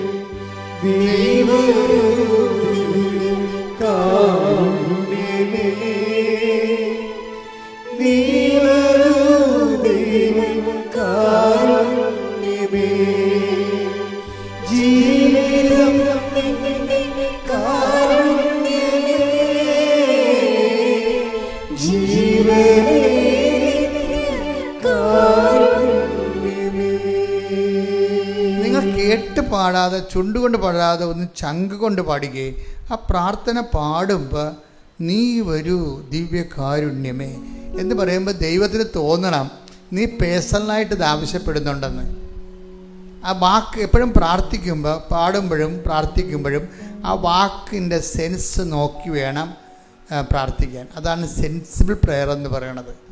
ആ വാക്കിൻ്റെ സെൻസ് ഗ്രാസ്പ് ചെയ്ത് ആണ് നമ്മൾ അത് ആക്ടിവിറ്റി ചെയ്യണത്. അല്ലെങ്കിൽ നോൺസെൻസ് പ്രെയർ ആകും. പല ആൾക്കാരുടെയും പ്രാർത്ഥനയും പാട്ടും നോൺസെൻസ് പ്രെയറാണ്. എന്താ കാര്യം? അങ്ങനെ പാടുന്നു, കേൾക്കണത് തട്ടിവിടുന്നു, അത്രേ ഉള്ളൂ നോൺസെൻസ് പ്രെയർ. പക്ഷേ സെൻസിബിൾ പ്രെയർ എന്ന് പറയണത് ആ വാക്ക് ഉദ്ദേശിക്കുന്നത് എന്താണ് അത് ഞാൻ ഫീൽ ചെയ്തിട്ടാണ് ഞാനത് പുറത്തേക്ക് സ്പെൽ ഔട്ട് ചെയ്യണത്. നമുക്കൊരുമിച്ച് ആ വാക്ക് നെഞ്ച് കൈവച്ചുകൊണ്ട് നീ വരൂ ദിവ്യകാരുണ്യമേ അനുഭവിച്ച് പാടാം. ശ്രുതികട ഹല്ലേലൂയ, ഹല്ലേലൂയ, ഹല്ലേലൂയ, ഹല്ലേലൂയ, ഹല്ലേലൂയ.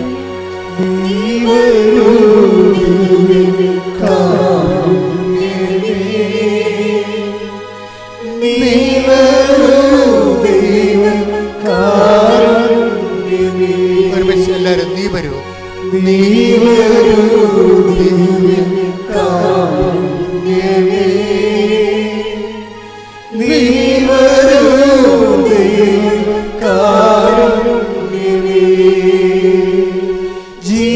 ജീവിതം നിന്റെ കാരുണ്യമേ, ജീവനേ കാരുണ്യമേ. ജീവിതം ജീവിതം നിന്റെ കാരുണ്യമേ, ജീവനേ കാരുണ്യമേ. നീ വരൂ, നീ വരൂ കാരുണ്യമേ, നീ വരൂ കാരുണ്യമേ.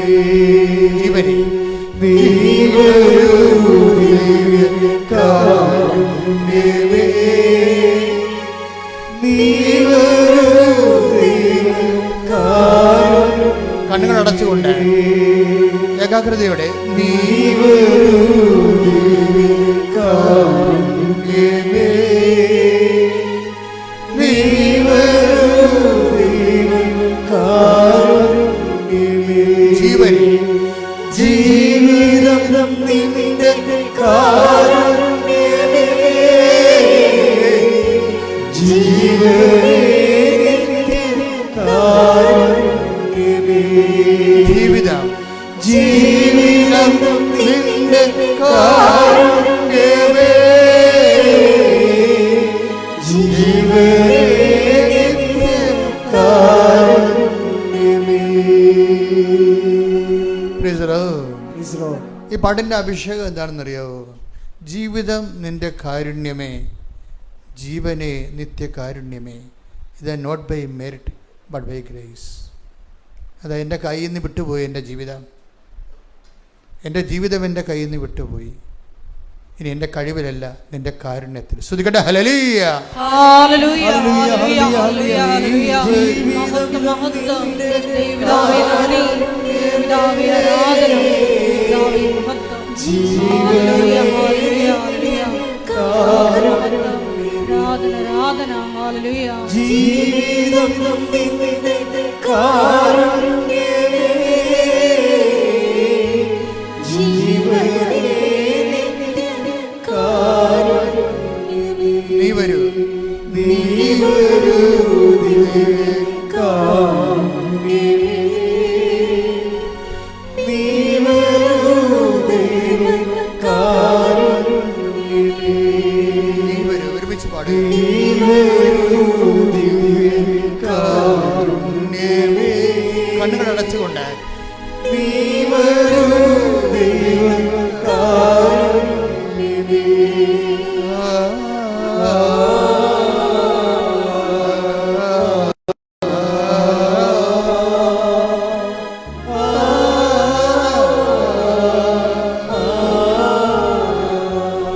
ഹല്ലേലൂയ.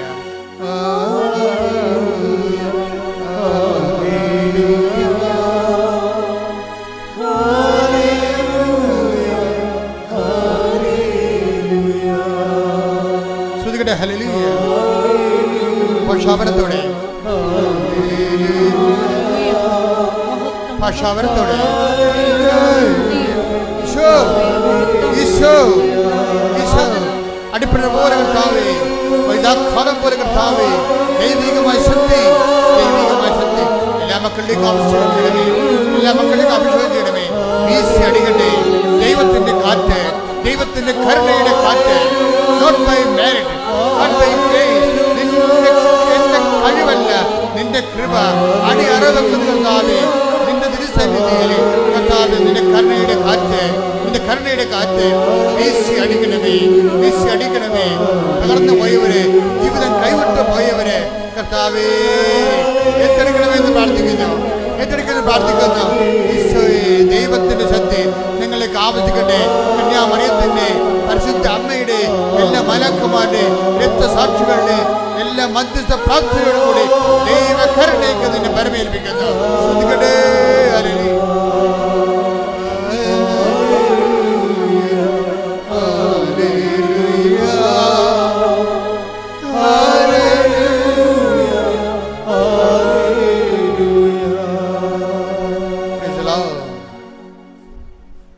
എഫെസ്യസ് 4:30. രക്ഷയുടെ ദിനത്തിനു വേണ്ടി രക്ഷയുടെ ദിനത്തിനു വേണ്ടി നിങ്ങളെ മുദ്രിതരാക്കിയ ദൈവത്തിന്റെ പരിശുദ്ധാത്മാവിനെ വേദനിപ്പിക്കരുത്. Praise the Lord. തെസ്സലോനിക്കൻസ് 5:19. ശ്രുതികട്ടെ ഹല്ലേലൂയ. ആത്മാവിനെ നിങ്ങൾ നിർവീര്യമാക്കരുത്. ആത്മാവിനെ നിങ്ങൾ നിർവീര്യമാക്കരുത്. അതായത് ഇതിൻ്റെ അകത്ത് വിഷയം എന്ന് പറയുന്നത്, നമ്മൾ എപ്പോഴും ഉടമ്പടിയിലിരിക്കുന്നവരെ പരിശുദ്ധാത്മാവ് നിർജ്ജീവമാകാതിരിക്കാനും വേദനിക്കാതിരിക്കാനും പ്രത്യേകം ശ്രദ്ധിക്കണം. കഴിഞ്ഞ ദിവസങ്ങളൊരു ആൾ എന്നോട് ഒരു കേസ് കൊടുക്കുന്നതിനെക്കുറിച്ച് സംസാരിച്ചു. അപ്പോൾ അദ്ദേഹം കേസ് കൊടുക്കാൻ ഉദ്ദേശിക്കുന്ന ആളിനെ കൂടുതൽ കോടതി ചാർജിങ് വരണമെങ്കിൽ വക്കീൽ പറഞ്ഞിരിക്കണത് ഇന്ന വകുപ്പുകൾ കൂടി കൂട്ടിച്ചേർക്കണമെന്ന് പറഞ്ഞു. അപ്പോൾ എന്നോട് ചോദിച്ചു, ഈ വകുപ്പുകൾ കൂട്ടിച്ചേർക്കാമെന്ന് ഞാൻ ചോദിച്ചു. ഞാൻ പറഞ്ഞു, ഈ വകുപ്പ് സത്യമാണോ? അപ്പം സത്യമല്ല, ആളെ നമ്മളെ കുരുക്കണമെങ്കിൽ അതേ പറ്റത്തുള്ളൂ. ഞാൻ പറഞ്ഞു, പരിശുദ്ധാത്മാവ് പ്രവർത്തിക്കത്തില്ല. എന്താ കാര്യം? അസത്യത്തിൻ്റെ ആത്മാവ് പരിശുദ്ധാത്മാവിനെ വിളിക്കണത് എന്താണ്? സത്യത്തിൻ്റെ ആത്മാവെന്നാണ് വിളിക്കണത്. സത്യത്തിൽ നിന്നുള്ളവരെല്ലാം എൻ്റെ സ്വരം കേൾക്കും. ഉടമ്പടി ജീവിതം എന്ന് പറയുന്നത് സത്യത്തിൻ്റെ ഒരു ജീവിതമാണ്. അവിടെ നിങ്ങൾ തോറ്റാലും സത്യമോ വെടിയരുത്. നിങ്ങൾ മറ്റുള്ളവരുടെ പ്രതികളുടെ മുമ്പിൽ, പിശാചിന് മുമ്പിൽ ജയിക്കാൻ വേണ്ടി പിശാചിൻ്റെ ആയുധങ്ങൾ ഉപയോഗിക്കരുത്. ദൈവത്തിൻ്റെ ആയുധങ്ങൾ ഉപയോഗിക്കണം. 6:25 എഫെസ്യൻസ് എടുക്കട്ടെ. ശ്രുതികട്ടെ ഹല്ലേലൂയ. യേശുവേ നന്ദി. ഹല്ലേലൂയ ഹല്ലേലൂയ ഹല്ലേലൂയ. എഫേസോസ് 6:13 മുതലുള്ള തിരുവചനങ്ങൾ. എഫെസോസ് 6:13. അതിനാൽ അതിനാൽ ദൈവത്തിന്റെ എല്ലാ ആയുധങ്ങളും ധരിക്കുവിൻ. ആയുധങ്ങളും ധരിക്കുവിൻ. തിന്മയുടെ ദിനത്തിൽ ചെറുത്തു നിൽക്കാനും എല്ലാ കർത്തവ്യങ്ങളും നിറവേറ്റിക്കൊണ്ട് പിടിച്ചു നിൽക്കാനും അങ്ങനെ നിങ്ങൾക്ക് സാധിക്കും. അതിനാൽ സത്യം കൊണ്ട് അരമുറുക്കി നീതിയുടെ കവചം ധരിച്ച് നിങ്ങൾ ഉറച്ചു നിൽക്കുവിൻ.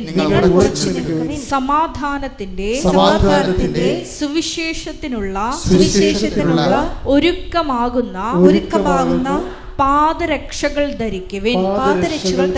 സർവോപരി ദുഷ്ടന്റെ ജ്വലിക്കുന്ന കൂരമ്പുകളെ കെടുത്തുന്നതിന് നിങ്ങളെ ശക്തരാക്കുന്ന വിശ്വാസത്തിന്റെ പരിച എടുക്കുവിൻ. രക്ഷയുടെ പടത്തൊപ്പി അണിയുകയും ദൈവവചനമാകുന്ന ആത്മാവിന്റെ വാൾ എടുക്കുകയും ചെയ്യുവിൻ.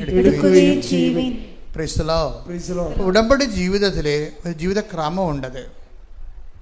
ജീവിതക്രമം, അതായത് ഇപ്പം ഈ നമ്മുടെ ജെറോമി പറയണത്, അവസാനം പറയണത്, ഞങ്ങൾ ഉടമ്പടി ജീവിക്കാൻ തുടങ്ങിയപ്പോൾ. അപ്പോൾ എനിക്ക് ഭയങ്കര ഇഷ്ടപ്പെട്ട ആ വാക്ക്. എന്താ അദ്ദേഹം പറയണത്? ഞങ്ങളെ രാവിലെ എഴുന്നേറ്റ് പ്രാർത്ഥിക്കാൻ തുടങ്ങിയെന്നോ ഞങ്ങൾ ദാനധർമ്മം ചെയ്യാൻ തുടങ്ങിയെന്നോ എന്നല്ല പറയണത്. ഞങ്ങൾ എന്തൊരു കോൺഷ്യസാണ്. ഞങ്ങൾ ഉടമ്പടി ജീവിക്കാൻ തുടങ്ങിയപ്പോൾ എന്ത് പറ്റി?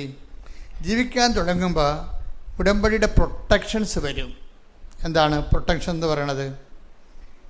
അതിനകത്ത് വാഗ്ദാനങ്ങളാണ് ഉടമ്പടിയുടെ പ്രൊട്ടക്ഷൻ എന്ന് പറയുന്നത്. അപ്പോൾ നമ്മൾ ഉടമ്പടി എടുക്കുന്നത്, അപ്പോൾ നമ്മൾ ഉടമ്പടി എടുക്കുമ്പോൾ നമ്മൾക്ക് നമ്മുടെ അക്കൗണ്ടിലേക്ക് വരണത്, ഒരു അക്കൗണ്ട് ദൈവമായിട്ട് ഓപ്പൺ ചെയ്യണം നമ്മൾ. ആ അക്കൗണ്ടിൻ്റെ സാധ്യത എന്ന് പറഞ്ഞാൽ ദൈവത്തിന് 8850 വാഗ്ദാനങ്ങളിലേക്കാണ് നമ്മൾ വരണത്. വാഗ്ദാനങ്ങൾ ഒന്നാണ്, എന്താ ഉള്ളത്? ഞാൻ നിനക്ക് മുമ്പേ എൻ്റെ ദൂതനെ അയക്കുമെന്നുള്ളത്. അപ്പോൾ ഇവിടെ ചെന്നാലും നമുക്ക് മുമ്പേ കർത്താവ് ആ ജോലി ചെയ്യാൻ വേണ്ടിയുള്ള ആളെ നമുക്ക് വേണ്ടി നിശ്ചയിച്ചിരിക്കും. വല്ലാത്ത പ്രൊട്ടക്ഷൻ. അപ്പോൾ ഈ ജെറോമിയുടെ വിഷയം എന്ന് പറയുന്നത്, ജെറോമി ഉടമ്പടി എടുത്ത്, ജെറോമി എന്താ ലൈഫ് എന്താണ്? ഉടമ്പടി അല്ലാത്തൊരു ജീവിതത്തിൽ മെറിറ്റിൽ മാത്രം ആശ്രയിച്ച് ജീവിക്കുകയും സ്വന്തം കഴിവിൽ നല്ല ശമ്പളമാണ്. അപ്പോൾ അതുകൊണ്ട് അതിലുകൊണ്ട് ജീവിച്ച് പോകണവർ. ഇപ്പോൾ ഈ പ്രത്യേകിച്ച് അതുകൊണ്ട് പ്രാർത്ഥനാ ജീവിതം ഭയങ്കര ഡാമേജാണ്. എന്താ കാര്യം? മെറിറ്റ് കൊണ്ട് തന്നെ അയാൾ ജീവിക്കുന്നുണ്ട് ഭൗതികമായി. അപ്പോൾ ഭൗതികമായ ആനുകൂല്യങ്ങൾക്ക് വേണ്ടി മാത്രമാണ് നിങ്ങളെ ദൈവത്തിൽ ആശ്രയിക്കണമെങ്കിൽ വചനം നിങ്ങളെ ഒരു രണ്ടാം തരം പൗരനായിട്ടാണ് കാണുന്നത്. ദൈവരാജ്യത്തെ പൗരന്മാരെ രണ്ടായിട്ട് വചനം തിരിച്ചിട്ട് പറയും, നിങ്ങൾ മറ്റു മനുഷ്യരെക്കാൾ ഹതഭാഗ്യന്മാരാണ്. എന്താണ്? ഇങ്ങനെയുള്ള ഒരു ദൗത്യം, വചനവും ആത്മാവിനെയും പ്രോമിസ് ചെയ്യപ്പെടാത്ത ഒരു ജനതയെക്കാളും മോശമാണ് ആര്? ഈ സ്വന്തം ഭൗതിക ആവശ്യങ്ങൾക്ക് വേണ്ടി മാത്രം ക്രിസ്തുവിൽ ആശ്രയിക്കുന്നവർ. അപ്പോൾ എപ്പോഴും ക്രിസ്തുവിൽ ആങ്കർ ചെയ്യുമ്പോൾ ശ്രദ്ധിക്കേണ്ട കാര്യം, ഇതിൻ്റെ 50% മാത്രമേ ഈ ഭൗതിക ആവശ്യങ്ങൾ വരുന്നുള്ളൂ. 50% നിത്യതയാണ് വരുന്നത്. അപ്പോൾ നിത്യതയെക്കുറിച്ച് കോൺഷ്യസ് ആകണം. അതുകൊണ്ടാണ് ഭജന എപ്പോഴും പറയണത് യേശു ക്രിസ്തുവിൽ. എടുത്ത് വചനെടുത്ത് 1-19 ഈ ജീവിതത്തിന് വേണ്ടി മാത്രം ക്രിസ്തുവിൽ പ്രത്യാശ വച്ചിട്ടുള്ളവരാണെങ്കിൽ നമ്മൾ എല്ലാ മനുഷ്യരെയും നിർഭാഗ്യരാണ്. അപ്പൊ എന്താ പ്രശ്നം വെച്ചാൽ, ഈ ജീവിതത്തിന് വീട്, ജോലി, വിവാഹം, പ്രൊമോഷൻ, PR, പെൻഷൻ, ഇങ്ങനെയുള്ള ഈ ജീവിതത്തിന് വേണ്ടി മാത്രമാണ് നിങ്ങളെ ക്രിസ്തുവിൽ പ്രത്യാശ അർപ്പിച്ചെങ്കിൽ എന്ത് പറ്റും? അത് നിങ്ങൾ പ്രസാദപരത്തിലോ നിത്യതയിലോ അല്ല വിശ്വസിക്കുന്നത്. അപ്പം മറ്റു മനുഷ്യരെക്കാളും നിങ്ങൾ ഹതഭാഗ്യവരാകും. എന്നും കൊന്നും നമ്മൾ ഉടമ്പടി പുതുക്കുന്ന, ഇപ്പം നീല പേപ്പർ ചില ആൾക്കാരുടെ കയ്യിലുണ്ട്, ചില ആൾക്കാരുടെ സിൽവർ ഗ്രേ ഉണ്ട്. അപ്പം ഞാൻ സിൽവർ ഗ്രേക്കാരോട് ചോദിക്കും, എന്നാ നിയോഗം വെച്ചിരിക്കണത്? അത് കെട്ടിച്ചു വിട്ട മകളുടെ മകൾ, അതായത് ഇവരുടെ പേരക്കിടാവ് ഇപ്പോൾ എന്തോ കുഴപ്പമുണ്ടെന്ന് പറയണത് അവൾ എന്നെ വിളിച്ച് പറഞ്ഞായിരുന്നു. അതാണ് വെച്ചിരിക്കണത്. അപ്പം നിങ്ങൾ മരണം വരെ ഉടമ്പടി ജീവിച്ച് സിൽവർ ഗ്രേയും കഴിഞ്ഞാലും ഇതുപോലെയുള്ള ഈ അലപരാധി കാര്യങ്ങളെ വെക്കത്തുള്ളൂ. ഇവർ ശരിക്കും പറഞ്ഞ് സിൽവർ ഗ്രേയിലൊക്കെ ഉള്ള ആൾക്കാർ വെക്കേണ്ടത് എന്താണ്? ഈ നിത്യത, ഈ ഭൗതികമായ വിഷയങ്ങളൊന്നും വെക്കരുത്. ഇതൊക്കെ എന്താ കാര്യം? ഇതൊക്കെ നിങ്ങൾക്ക് ആവശ്യമാണെന്ന് എൻ്റെ സ്വർഗ്ഗസ്ഥനായ പിതാവ് അറിയുന്നു. നിങ്ങൾ ആദ്യം ദൈവരാജ്യത്തെയും അതിൻ്റെ നീതിയെയും കുറിച്ചാണ് അന്വേഷിക്കുന്നത്. അപ്പോൾ ഈ 6 കാര്യങ്ങളും വെക്കേണ്ടത് എന്താണ്? കർത്താവിനെ അറിയിക്കാനും അറിഞ്ഞവരെ ആഴപ്പെടുത്താനും അതുപോലുള്ള പുതിയ പുതിയ ദൈവമേഖലകളിലെ ശുശ്രൂഷ കാര്യങ്ങളല്ലേ വെക്കേണ്ടത്. അപ്പോൾ ഉടമ്പടി ഗ്രോത്ത് അങ്ങനെ വരണത്. അപ്പോൾ അതുകൊണ്ടാണ് ഞാൻ ഈ സിൽവർ ഗ്രേ കഴിഞ്ഞിട്ട് ഇപ്പോൾ പുതുക്കൾ നിർത്തി വെച്ചതിൻ്റെ കാര്യം. ഇനിയിപ്പോൾ ഞാനിപ്പോൾ എല്ലാവരും നേരിട്ട് ഒരു ദിവസം കാണും. സിൽവർ ഗ്രേക്കാരെ എല്ലാവരും നേരിട്ട് കാണും. എന്നിട്ട് അവരുടെ എല്ലാം എടുപ്പിക്കും. ഞാൻ അവരുടെ നിയോഗങ്ങൾ എന്തൊക്കെയാണെന്ന് എടുപ്പിച്ചിട്ട് അവർക്ക് പ്രത്യേക ധ്യാനം നടത്തി. അതിനാണ് മരിയൻ അഗ്നി അഭിഷേക ധ്യാനം എന്ന് പറഞ്ഞൊരു ധ്യാനം വരുന്നുണ്ട്. താമസമുള്ള ധ്യാനമാണ്. അപ്പോൾ അവരെ കറക്റ്റ് ചെയ്തിട്ട് അവർക്ക് കറക്റ്റ് പരിശുദ്ധാത്മാവിനെ അഭിഷേകം ചെയ്തിട്ട് അവർ ഇനിയുള്ള കാലങ്ങളിൽ ഇതിൻ്റെ ആത്മീയത എന്ന് പറയുന്നത് ഇനി നമ്മുടെ ഇല്ലായ്മയും ഓർത്തുകൊണ്ടും ഞാൻ പ്രശംസിക്കുമെന്ന് പറയുന്ന ഒരു ആധ്യാത്മികത. അതാണ് ബൈബിളിൻ്റെ ആത്മീയത എന്ന് പറയുന്നത്. Take the word of God. ശ്രുതികട ഹല്ലേലൂയ. 2 കൊരിന്ത്യർ 12:9 ക്രിസ്തുവിന്റെ ശക്തി എന്റെ മേൽ ആവസിക്കേണ്ടതിന് ഞാൻ പൂർവാധികം സന്തോഷത്തോടെ എന്റെ ബലഹീനതയെ കുറിച്ച് പ്രശംസിക്കും. ഇപ്പൊ നമ്മൾ ഉടമ്പടിയുടെ 1-ാം ഘട്ടത്തിലും 2-ാം ഘട്ടത്തിലും ഒക്കെ നമ്മുടെ ഇല്ലായ്മ ഓർത്തുകൊണ്ട് പ്രാർത്ഥിക്കുകയല്ലേ ചെയ്യണത്, ഇല്ലേ? ഉടമ്പടി പുരോഗമിക്കുന്നതനുസരിച്ചുകൊണ്ട് ഈ പ്രാർത്ഥന പ്രശംസയായിട്ട് മാറും. അതാണ് വ്യത്യാസം. പ്രാർത്ഥന പരിശുദ്ധാത്മാവ് നിറയുന്ന അനുസരിച്ചുകൊണ്ട് നമ്മുടെ ഇല്ലായ്മ ദൈവകൃപ ആർജിക്കാൻ വേണ്ടിയുള്ള ദൈവത്തിൻ്റെ പദ്ധതിയുടെ ഭാഗമായിട്ട് ആന്തരിക സന്തോഷം ഉണ്ടാകും. അത് അഭിഷേകത്തിൻ്റെ വേറെ ഒരു മുതിർന്ന തലമാണ്. അപ്പോൾ അത് അതിലേക്ക് വന്നു കഴിഞ്ഞാൽ പിന്നെ ഒന്നും നമ്മൾ ചോദിക്കത്തില്ല ദൈവത്തോട്. ആ ദിവസം എന്ന് പറഞ്ഞാൽ അങ്ങനെയല്ല. അഗ്നിയഭിഷേകത്തിൻ്റെ ആ ദിവസം നിങ്ങൾ എന്നോടൊന്നും ചോദിക്കത്തില്ല.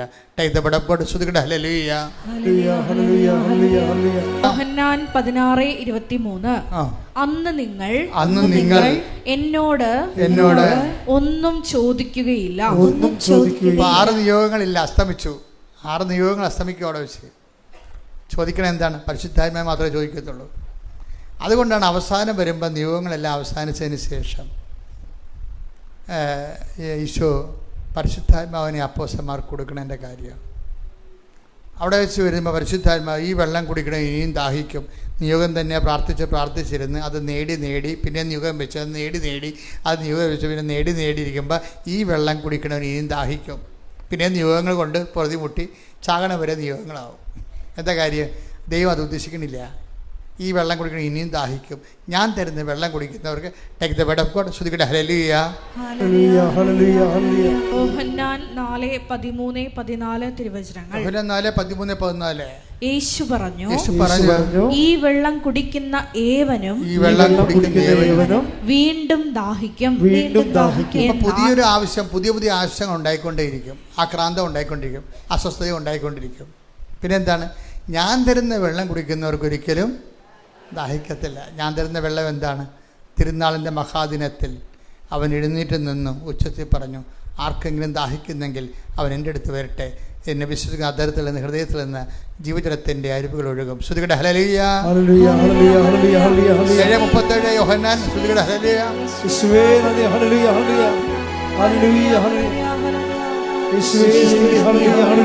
യോഹന്നാൻ 7:37 തിരുനാളിന്റെ അവസാനത്തെ മഹാദിനത്തിൽ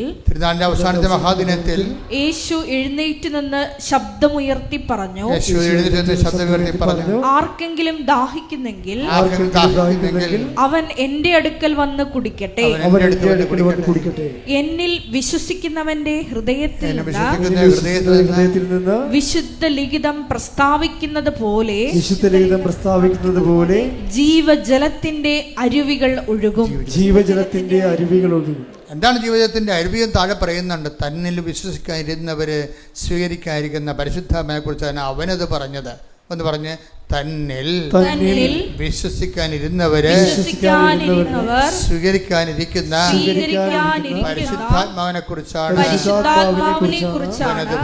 അവനത് പറഞ്ഞത്. ഹല്ലേലൂയ.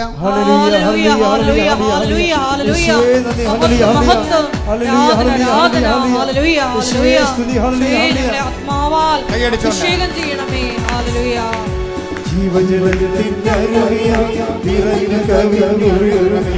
ജീവജലത്തിന്റെ അരുവിയായി നിറഞ്ഞ കവിഞ്ഞൊഴുകണമേ. സ്നേഹാഗ്നിജ്വാല എന്നിൽ കത്തിപ്പടരണമേ. സ്നേഹാഗ്നിജ്വാല എന്നിൽ കത്തിപ്പടരണമേ. ആത്മാവേ പരിശുദ്ധാത്മാവേ, ആത്മാവേ പരിശുദ്ധാത്മാവേ,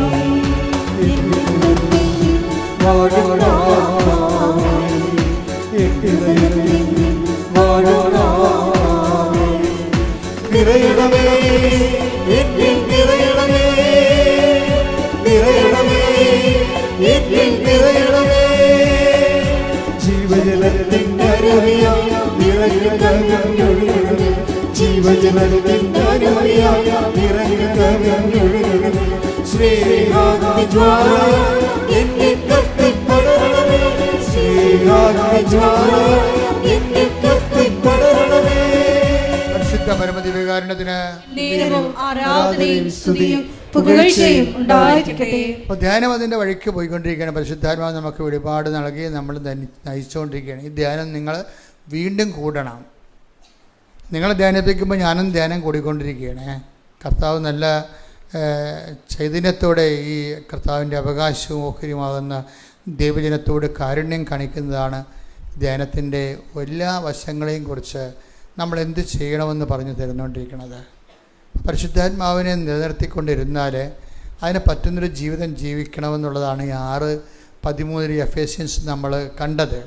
എങ്ങനെ പരിശുദ്ധാത്മ ഇപ്പം നടപടി എഫേസസ് 4:30, തെസ്സലോനിക്കർ 5:19 പരിശുദ്ധാത്മാവിനെ എങ്ങനെ വേദനിപ്പിക്കാതിരിക്കാം, പരിശുദ്ധാത്മാവിനെ എങ്ങനെ ദുഃഖിപ്പിക്കാതിരിക്കാം, പരിശുദ്ധാത്മ ജീവിക്കാം, അതിനുള്ള ഒരു ഭൗതിക സാഹചര്യങ്ങളെക്കുറിച്ചാണ് നമ്മൾ എഫേസ്യസ് 6:13 പറയണത്. ദൈവത്തിൻ്റെ എല്ലാ ആയുധങ്ങളും ധരിക്കുവിനെന്ന് പറയണത്. ഇതൊക്കെ ഹോംവർക്കുകളാണ്. ഉടമ്പടി എടുത്തവരെ വീട്ടിൽ പോയിട്ട് വീണ്ടും ഈ ധ്യാനം ഒന്നിൽ കൂടണം. പക്ഷേ ദൈവത്തിന് തോന്നണം നിങ്ങൾ ധ്യാനം കൂടുകയാണെന്ന്. അല്ല അച്ഛൻ പറഞ്ഞ് ധ്യാനം കൂടാൻ, അച്ഛൻ പറഞ്ഞ് കൊച്ചി പോകാൻ, ഞാൻ കൊച്ചി പോയെന്ന് പറയരുത്. നിങ്ങൾ ദൈവത്തിന് തോന്നണം നിങ്ങൾ ദൈവമേഖലയിലേക്ക് വരുന്നു. ഇപ്പം എന്താ ഈ നമ്മുടെ ഇവനില്ലേ ജെറോമിയുടെ പ്രശ്നം എന്താ? ജെറോമി ഇങ്ങനെ മെറിറ്റിൽ മാത്രം സ്വന്തം കഴിവ്, സ്വന്തം വിദ്യാഭ്യാസം, സ്വന്തം സർട്ടിഫിക്കറ്റ്, സ്വന്തം പ്രൊമോഷൻ, അങ്ങനെ നല്ല പ്രൊഫൈൽ പെട്ടെന്ന് കൊച്ചു കാലം കൊണ്ട് തന്നെ വലിയ പ്രൊഫൈൽ ഉണ്ടാക്കിയ ആളാണ്. അപ്പോൾ അയാൾ അതുകൊണ്ട് അയാൾക്ക് കുടുംബ പ്രാർത്ഥനയും പള്ളിക്ക് പോക്കും ഒക്കെ കുറഞ്ഞ് വന്ന് എന്താ മെറിറ്റിലാണ് അദ്ദേഹം ജീവിക്കണത്. മെറിറ്റിൽ ജീവിച്ചവളുടെ പ്രശ്നം എന്ന് വെച്ച് കഴിഞ്ഞാൽ പ്രൊട്ടക്ഷൻ ഉണ്ടാകത്തില്ല. അതുകൊണ്ടാണ് ദൈവം ഒരു ഓപ്ഷൻ വെച്ചിരിക്കുന്നത്. എന്താണ്? Not by merit but by grace. അതെപ്പോഴും ഓർത്തേക്കണം. മെറിറ്റിൽ മാത്രം നമ്മൾ ആശ്രയിച്ചാൽ നമുക്ക് സംരക്ഷണം പോകും. പക്ഷെ നമ്മൾ ഗ്രേസിലും ആശ്രയിക്കണമെന്നുണ്ടെങ്കിൽ, ഇപ്പോൾ ഇയാൾക്ക് എന്താ സംഭവിച്ചെന്നറിയാമോ? ഇയാൾ മെറിറ്റിൽ മാത്രം ആശ്രയിച്ചു. ജെറോമിക്ക് എന്ത് പറ്റി? പെട്ടെന്ന് സോഫ്റ്റ്വെയർ എല്ലാം ചേഞ്ചായി. സോഫ്റ്റ്വെയർ എൻജിനീയറാണ്. നിങ്ങൾക്കറിയില്ല, ഇപ്പോൾ നമ്മൾ മൈക്രോസോഫ്റ്റിൻ്റെ ഓരോ പഴയ സംഭവമല്ലല്ലോ ഇപ്പോൾ എടുക്കണേ. ഇപ്പോൾ AI വന്നപ്പോൾ കമ്പ്യൂട്ടർകാരുടെ എല്ലാവരുടെയും പണി പോയി. പലരുടെയും ഒരു 50% ആൾക്കാരുടെ പണി പോയി. അതാണ് ഇപ്പോൾ ആൾക്കാർ ഈ ഡിജിറ്റലി AI പഠിക്കാൻ പോണത്. ആർട്ടിഫിഷ്യൽ ഇൻ്റലിജൻസ് വന്നപ്പോൾ കമ്പ്യൂട്ടറിൻ്റെ പല ആൾക്കാരുടെയും പണി പോയി. ഏറ്റവും പണി കിട്ടിയ, ഏറ്റവും പ്രയാസം അനുഭവിച്ച IT മേഖലയിലാണ്. അങ്ങനെ ഈ ഇപ്പോഴത്തെ പുതിയ സംവിധാനത്തിൽ പണി പോയ ആളാണ് ഇങ്ങേര്, നമ്മുടെ ജെറോമി എന്ന് പറഞ്ഞ ആൾ. അങ്ങേര് പണി പോയി എന്ന് വെച്ചാൽ പെട്ടെന്ന് ഷിഫ്റ്റൊക്കെ ഈ കുറേ ആൾക്കാർക്ക് കുറച്ച് ആൾക്കാരെ പിരിച്ചുവിടലായി. അതുപോലെ തന്നെ ജോലി ചെയ്തുകൊണ്ടിരിക്കുന്ന ജോലി ചേഞ്ച് ചെയ്ത് കൊടുത്തു. എന്താണ്? അവരുടെ അയാൾ ചെയ്തുകൊണ്ടിരിക്കുന്ന ജോലി, അയാൾ ഒരാഴ്ച കൊണ്ട് ചെയ്യണ ജോലി 1 മണിക്കൂർ കൊണ്ട് ചെയ്യാൻ പുതിയ തലമുറ കയറി വന്നു. അതാണ്. അപ്പം ത്രട്ടിങ് ആയില്ലേ? അയാൾ ഒരാഴ്ച കൊണ്ട് ചെയ്തുകൊണ്ടിരുന്ന ജോലി 1 മണിക്കൂർ കൊണ്ട് ചെയ്യാൻ വേണ്ടി AI-യുടെ പുതിയ ആൾക്കാർ കയറി വന്നു. അപ്പോൾ ഇയാൾക്ക് ആക്രിപ്പണിയായി അതിൻ്റെ അകത്ത്. അപ്പോൾ പഴയ സെറ്റപ്പെല്ലാം പോയി. പണ്ട് വൈറ്റ് കോളറൊക്കെ ഇട്ട് നല്ല ശമ്പളമൊക്കെ മേടിച്ച് കഴിയുമ്പോൾ കമ്പനിക്ക് വേണമെന്നില്ല, വേണേ നിൽക്കുക അപ്പോൾ എന്ന് പറയുന്നത് കോൺട്രാക്റ്റല്ലേ എല്ലാം. തട്ടെന്ന് പറഞ്ഞാൽ ഇതുപോലെ വല്ലാത്ത തട്ട് കിട്ടി. അതുകൊണ്ടാണ് എപ്പോഴും നിങ്ങൾ പറയുന്നത്, എപ്പോഴും നമ്മൾ മെറിറ്റിൽ പോകാൻ പറ്റത്തില്ല. നമ്മൾ ഉടമ്പടിയിലായിരിക്കുന്നതിൻ്റെ ഒരു ഇൻഷുറൻസ് നമ്മൾ എടുക്കുകയാണ്. എങ്ങാനും തട്ടുകേട് വന്നാൽ തന്നെ നമ്മളെ താങ്ങാൻ കർത്താവിൻ്റെ കൈകളുണ്ടാവും. കൈയടിച്ച് ശ്രുതികട ഹല്ലേലൂയ. ഹല്ലേലൂയ ഹല്ലേലൂയ ഹല്ലേലൂയ ഹല്ലേലൂയ. മഹത്വം മഹത്വം ആരാധന ആരാധന. ഹല്ലേലൂയ ഹല്ലേലൂയ. അത് കർത്താവിൻ്റെ ഒരു വാഗ്ദാനങ്ങളിലാണ് പോണത്. കാര്യം നിനക്ക് ലോകത്തിൽ സഞ്ചരിക്കുമ്പോൾ എന്തെങ്കിലും തട്ടുകേടുണ്ടായാലും കമ്പനിയുടെ നിയമങ്ങൾ മാറാം, ലോകത്തിൻ്റെ എൻജിനീയറിങ് ഇപ്പോഴുള്ള കറണ്ടായിട്ടുള്ള ടെക്നിക്സൊക്കെ എല്ലാം മാറാം, ടെക്നോളജി ചേഞ്ച് ചെയ്യാം. അപ്പോൾ കമ്പനി നിന്നെ പുറത്താക്കും. പക്ഷേ ഒരു അഷ്വറൻസ് നമുക്കുണ്ട്. എന്താണ്? I will not disown you at any cost. Company മാറിയാലും ടെക്നോളജി മാറിയാലും ഞാൻ മാറത്തില്ല, ഞാൻ നിന്നെ തങ്ങും. Take the word of God. ശ്രുതികട ഹല്ലേലൂയ. നീ വരൂ. ശ്രുതികട ഹല്ലേലൂയ.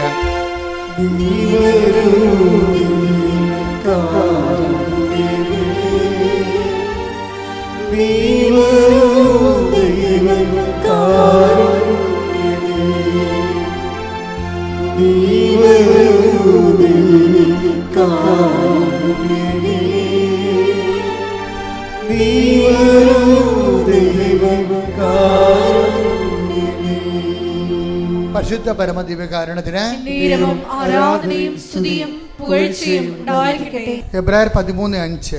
ഞാൻ നിന്നെ ഒരു വിധത്തിലും അവഗണിക്കുകയോ ഉപേക്ഷിക്കുകയോ ഇല്ല എന്ന് അവിടുന്ന് പറഞ്ഞിട്ടുണ്ടല്ലോ. അത് വാഗ്ദാനമാണ്. അവിടുന്ന് പറഞ്ഞിട്ടുണ്ടല്ലോ, വാഗ്ദാനമാണ്. കമ്പനി നിന്നെ ഉപേക്ഷിക്കാം. ചിലപ്പോൾ നിൻ്റെ വിദ്യാഭ്യാസം അപ്ഡേറ്റ് ചെയ്യുന്നില്ല എന്നുണ്ടെങ്കിൽ നിന്നേക്കാൾ മുകളിൽ വേറെ ആൾക്കാർ വരികയും അവരെ കമ്പനി അക്കോമഡേറ്റ് ചെയ്യുകയും നിന്നെ റിജക്റ്റ് ചെയ്യുകയും ചെയ്യാം. അങ്ങനെ റിജക്ഷൻ വന്നാലും I will not disown you at any cost. എന്ത് കാരണം വന്നാലും ഈ വചനം വായിച്ചാൽ ഇരുന്ന് കരഞ്ഞു പോകും നമ്മൾ.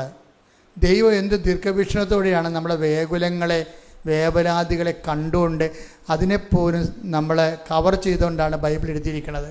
ഇങ്ങനെ പല പല കാരണങ്ങളാൽ നീ ഉപേക്ഷിക്കപ്പെടാം, പക്ഷേ ഞാൻ നിന്നെ ഒരിക്കലും ഉപേക്ഷിക്കത്തില്ല.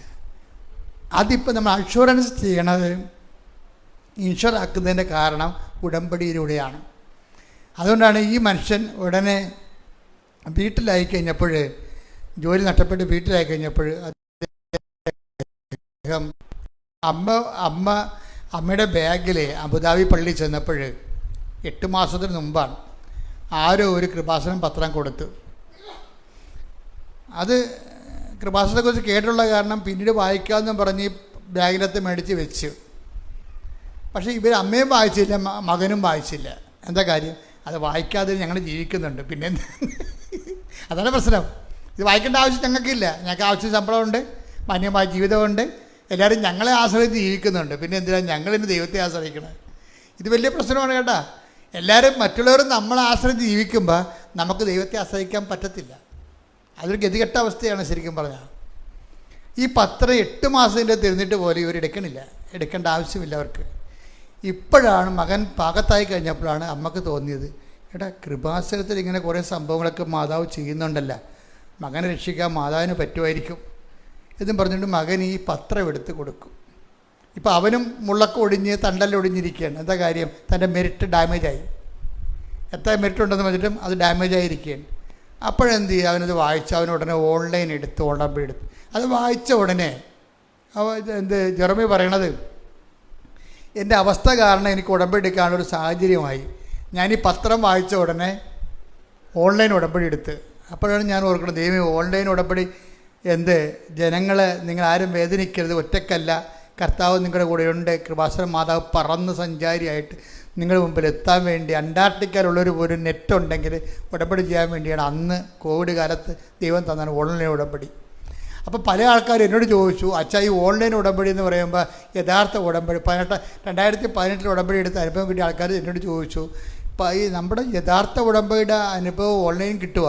ഞാൻ പറഞ്ഞ് ഓൺലൈൻ ഉടമ്പടിക്ക് കറക്റ്റ് ഉടമ്പടി ജീവിതമല്ലേ. ഉടമ്പടി ജീവിതം ആര് ജീവിക്കുന്നുവോ അവന് അതിൻ്റെ ഫലം കിട്ടും. പിന്നെ അതിൻ്റെ അകത്ത് നേർച്ച വസ്തുക്കൾ ഉണ്ടാകത്തില്ലെന്ന് മാത്രമേ ഉള്ളൂ. അത് കോവിഡ് കഴിയുമ്പോൾ ആൾക്കാർ വന്ന് വാങ്ങിച്ചോളൂ എന്ന് ഞാൻ പറഞ്ഞു. അത് കറക്റ്റായിരുന്നു.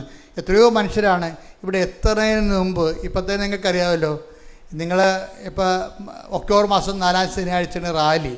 ഇപ്പോൾ ആലപ്പുഴത്തെ അവസ്ഥ എന്താണ്? ഓൾമോസ്റ്റ് എല്ലാ ഹോട്ടലും ഇപ്പോൾ തന്നെ ബുക്ക്ഡാണ്. ഫ്ലൈറ്റ് ആ ആഴ്ചത്തെ മുഴുവൻ ഫ്ലൈറ്റും ബുക്ക്ഡാണ്. ഇതാണ് റാലിയുടെ അവസ്ഥ. അപ്പം നിങ്ങൾ ഇന്നു മുതൽ തന്നെ ഇതിനൊക്കെ പ്രാർത്ഥിച്ചൊരുങ്ങണം. അകലെ ഉള്ളവർ ഇനിയുള്ള ബാക്കിയുള്ള സ്ഥലങ്ങൾ കൂടി ബുക്ക് ചെയ്തെടുക്കണം. അവശേഷിക്കുന്ന അല്ലെങ്കിൽ പിന്നെ അമ്പലപ്പുഴ അവരടുത്ത് പോയി താമസിക്കേണ്ടി വരും. അപ്പം അതുകൊണ്ട് പെട്ടെന്ന് റാലിയിലേക്ക് വരുന്നതിന് ഇനി ബാക്കി അവശേഷിക്കുന്ന സ്ഥലങ്ങൾ കൂടി ആൾക്കാർ ബുക്ക് ചെയ്യുന്നതായിരിക്കും അവർക്ക് ബുദ്ധി. ഫ്ലൈറ്റും അങ്ങനെ തന്നെയാണ്. കാര്യം എൻ്റെ ചാർജ് ആ സമയത്ത് ബുക്ക് ചെയ്ത ചാർജ് കൂടുതലായിരിക്കും.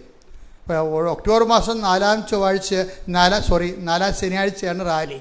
ഇപ്പോൾ റാലിയെ സംബന്ധിച്ച് ഒന്ന് പ്രാർത്ഥിച്ച് ശ്രദ്ധിക്കട്ടെ. ഹല്ലേലൂയ ഹല്ലേലൂയ ഹല്ലേലൂയ ഹല്ലേലൂയ ഹല്ലേലൂയ ഹല്ലേലൂയ ഹല്ലേലൂയ. റാലിയിൽ പങ്കെടുത്ത് പ്രാർത്ഥിക്കാൻ ആഗ്രഹിക്കുന്ന ലോകത്തിന്റെ വിവിധ ഭൂഖണ്ഡങ്ങളിലുള്ള എല്ലാ മക്കളെയും സമർപ്പിച്ച് പ്രാർത്ഥിക്കുന്നു. പരിശുദ്ധ അമ്മയുടെ പ്രതിഷീകരണത്തിന്റെ സാക്ഷികളാക്കി ഓരോ മക്കളെ ഉയർത്തണമേ എന്ന് പ്രാർത്ഥിക്കുന്നു. സുരക്ഷിതമായ മക്കളെ പരിശുദ്ധ പരമദിവ്യകാരുണ്യത്തിന് ആരാധനയും സ്തുതിയും പുകഴ്ചയും പരിശുദ്ധ പരമദിവ്യകാരുണ്യത്തിന് എന്നേരവും ആരാധനയും സ്തുതിയും പുകഴ്ചയും ഉണ്ടായിരിക്കട്ടെ. അപ്പം ജെറോമി പറയണത് ഞങ്ങൾ ഉടമ്പടി വെക്കാതിരുന്നൊരു കാര്യമുണ്ട്. അതെങ്ങനെ ഉടമ്പടി വെക്കണമെന്ന് എനിക്ക് അറിയത്തില്ല, അതുകൊണ്ട് വെച്ചില്ല. അപ്പോൾ എൻ്റെ കുടുംബം അനുഭവിച്ച വേറൊരു പ്രശ്നമുണ്ട്. എൻ്റെ മകൾക്ക് ഈ എപ്പോഴും മൂക്കിന് ഒരു രോഗമുണ്ട്. അഡിനോയിഡിൻ്റെ ഒരു സിസ്റ്റാണ്. അതിങ്ങനെ ബൾജ് ചെയ്ത് വരും. എപ്പോഴും ജലദോഷമാണ് ഭയങ്കരമായിട്ട്.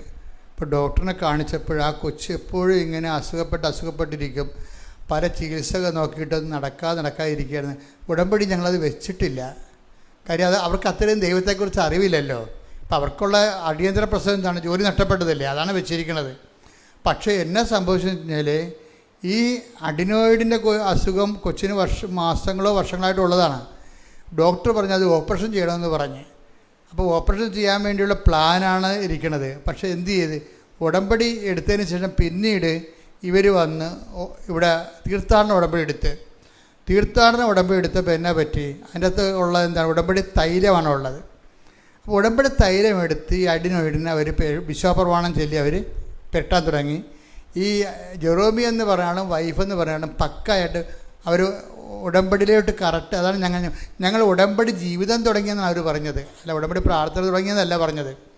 ഉടമ്പടി ജീവിതം കാണുന്നവരെല്ലാം സഹായിച്ചും കർത്താവിനെ അറിയിച്ചും ദൈവത്തിൻ്റെ മക്കളെപ്പോലെ ഞങ്ങൾ ജീവിക്കാൻ തുടങ്ങിയപ്പോൾ ഈ ഉടമ്പടി തൈലം പറ്റിയിട്ട് ഓപ്പറേഷൻ ഡേറ്റ് എടുക്കാൻ വേണ്ടി ഡോക്ടറെ അടുത്ത് ചെന്നപ്പോൾ ഡോക്ടർ സ്കാൻ ചെയ്തപ്പോൾ പറഞ്ഞ് ഇപ്പം അഡിനോയിഡ് ഇല്ലല്ല, കുഞ്ഞ് സുഖപ്പെട്ടല്ല എന്ന് പറഞ്ഞു.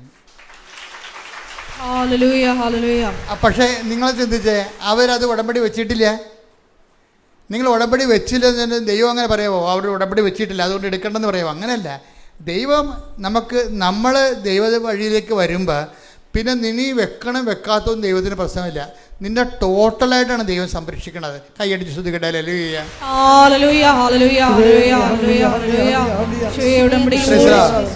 പിന്നെ ഉടനെ ജെറോമി അടുത്ത അനുഭവങ്ങൾ എന്താ വെച്ചാൽ, ഉടമ്പടി ഇയാൾ സത്യസന്ധമായിട്ട് ജീവിക്കുകയല്ലേ. പണ്ട് ഒരു കൃപാസനം പത്രം കെട്ടിയിട്ട് 8 മാസമായിട്ട് വായിക്കാതിരുന്ന ആൾ ഇപ്പം എന്താണ്? കൃപാസനം പത്രം വാങ്ങിച്ചുകൊണ്ട് പോയിട്ട് ഇങ്ങനെ തന്നെയാണ് ആൾക്കാർക്ക് പറഞ്ഞു കൊടുക്കുന്നത് അങ്ങയുടെ അനുഭവങ്ങളെ. അപ്പോൾ ചെറുപ്പക്കാരെന്ന് പറഞ്ഞു കൊടുക്കുമ്പോൾ ദൈവം എന്തുമാത്രം മഹത്വപ്പെടുമെന്നറിയാവോ? ആണായാലും പെണ്ണാലും ചെറുപ്പക്കാരെപ്പോഴും ശ്രദ്ധിക്കണം. നിങ്ങൾ വയസ്സായിട്ട് വർക്ക് ചെയ്യാൻ ഇരിക്കരുത്. അതാണ് പറഞ്ഞത്, യുവാവേ നീ ചെറുപ്പമായിരിക്കുമ്പോൾ തന്നെ ദൈവത്തിന് അറിയാം. കാര്യം ദൈവത്തെ മഹത്വപ്പെടുത്താൻ പറ്റിയ ഏറ്റവും വലിയ എലഗൻ്റായിട്ടുള്ള പ്രായമാണത്. അപ്പോൾ നിങ്ങൾ ധൈര്യമായിട്ടാണ് അത് ചെയ്യേണ്ടത്. പ്രത്യേകിച്ച് യൂത്ത് അത് ചെയ്യേണ്ടത്. കാര്യം ദൈവം ഇരട്ടി മഹത്വപ്പെടും. ദൈവം നിങ്ങൾ വല്ലാതെ ഇങ്ങനെ വാരിയെടുത്ത് ഓൺ ചെയ്യും.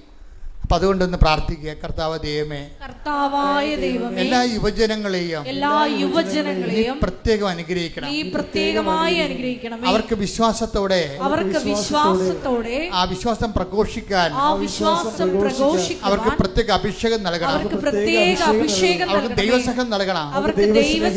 അവർ ദൈവത്തെ അറിഞ്ഞുകൊണ്ട് ലോകത്തിന്റെ അപ്പോസ്തലന്മാരായി സുവിശേഷ സാക്ഷികളായി അവരെ മാറ്റണമേ. ശ്രുതികട ഹല്ലേലൂയ.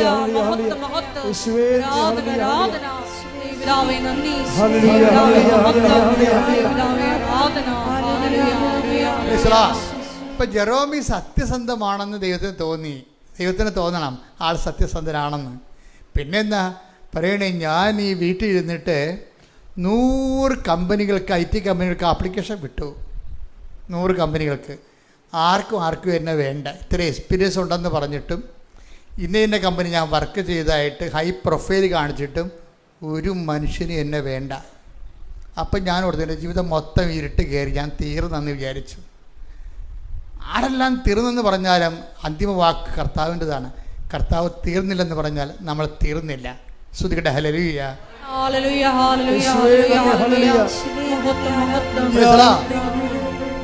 കൈവിടൂ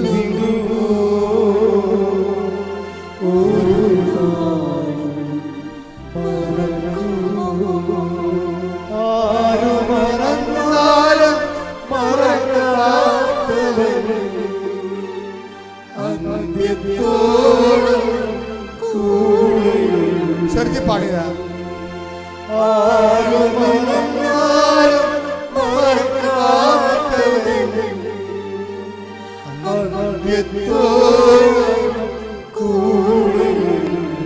ഞാൻ നിന്നെ ഒരുമിച്ച്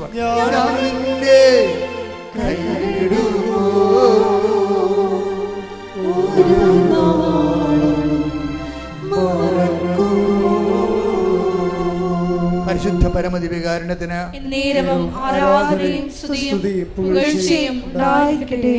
മാതാവിന്റെ സെലക്ഷൻ ഭയങ്കര രസമാണ്. സാജന് അക്കോമഡേറ്റ് ചെയ്യാൻ പറ്റും, ഈ ജെറോമി അക്കോമഡേറ്റ് ചെയ്യാൻ പറ്റിയ കമ്പനിയെ മാതാവിനറിയാം. മാതാവ് ആ 2 കമ്പനിയെ 100 അപേക്ഷ വിട്ടിട്ട് ആരും തിരിഞ്ഞു നോക്കിയില്ല. ഉടമ്പടി എടുത്തിട്ട് 2 എണ്ണം വിട്ട് 2 സാജനെ വിളിച്ചു. അപ്പോൾ ഇവന് പേടിയായി. എന്താ കാര്യം? പുതിയ കാലത്തെ പുതിയ ടെക്നോളജിയിലുണ്ടായിരുന്ന സോഫ്റ്റ്വെയറിലുണ്ടായിരുന്ന മാറ്റം കാരണം ഇവർ പ്രാക്ടിക്കലും തിയറിയും ചോദിച്ചാൽ പ്രശ്നമാണ്. അപ്പോൾ ഇവൻ ഉടമ്പടി എടുക്കുമ്പോൾ തിരികെത്തിക്കുമ്പോൾ മാതാവേ, എനിക്ക് ഒത്തിരി എന്നോട് ചോദിച്ചാൽ ഞാൻ പെട്ടുപോകും. കാര്യം പുതിയ ആൾക്കാരാണ് ഇരിക്കണത്, ഞാൻ പഴയ സിലബസിലൊക്കെ പഠിച്ചിരിക്കണത്.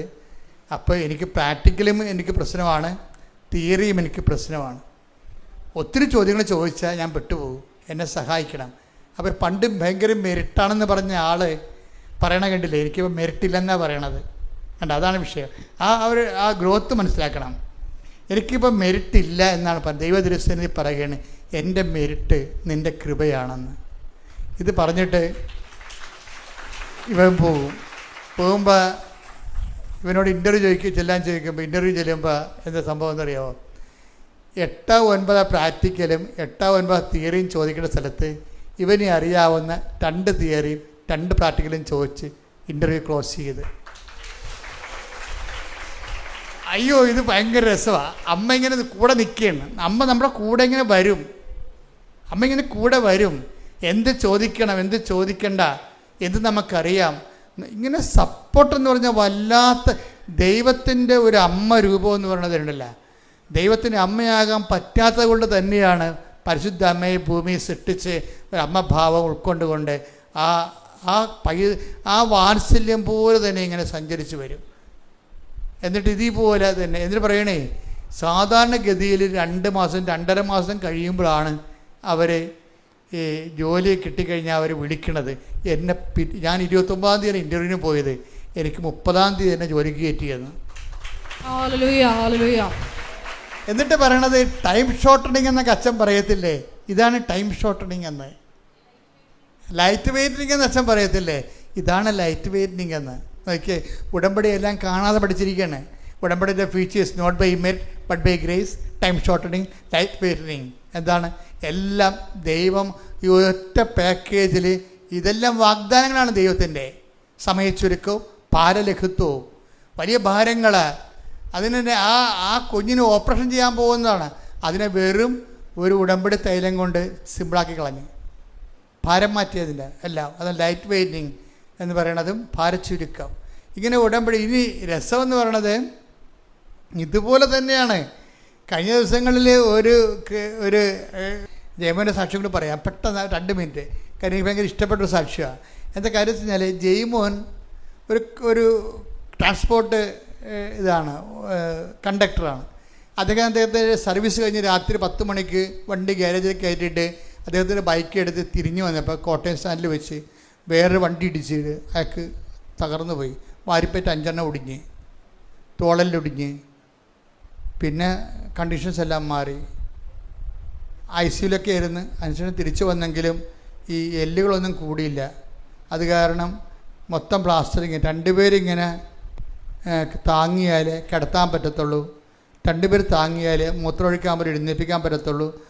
ഡോക്ടർ പറഞ്ഞു സർവാംഗം വേദനയായിരിക്കും, ആരും സഹിക്കാത്ത വേദനയായിരിക്കും എന്ന് പറഞ്ഞു. ഇവരെന്നാ ചെയ്യണത്? ആ സാക്ഷി നിങ്ങൾ കേൾക്കണം. അതിൻ്റെ ഈ അല്ലേ അവരുടെ ജയമോൻ്റെ വൈഫ് ഉടമ്പടി എടുത്തിട്ട് ആ ഉടമ്പടി തൈലം തേക്കുമ്പോൾ എന്താ സംഭവിക്കണത്? അപ്പം നിങ്ങളൊക്കെ എപ്പോഴും നമ്മൾ ശ്രദ്ധിക്കണം. ഉടമ്പടി തൈലം എന്ന് പറയുന്നത് ഒരു ഔഷധമല്ല. അതെപ്പോഴും നിങ്ങൾ ഓർക്കണം. കൃപാസനത്തിൽ ഒന്നും ഔഷധം നൽകുന്നില്ല ആർക്കും.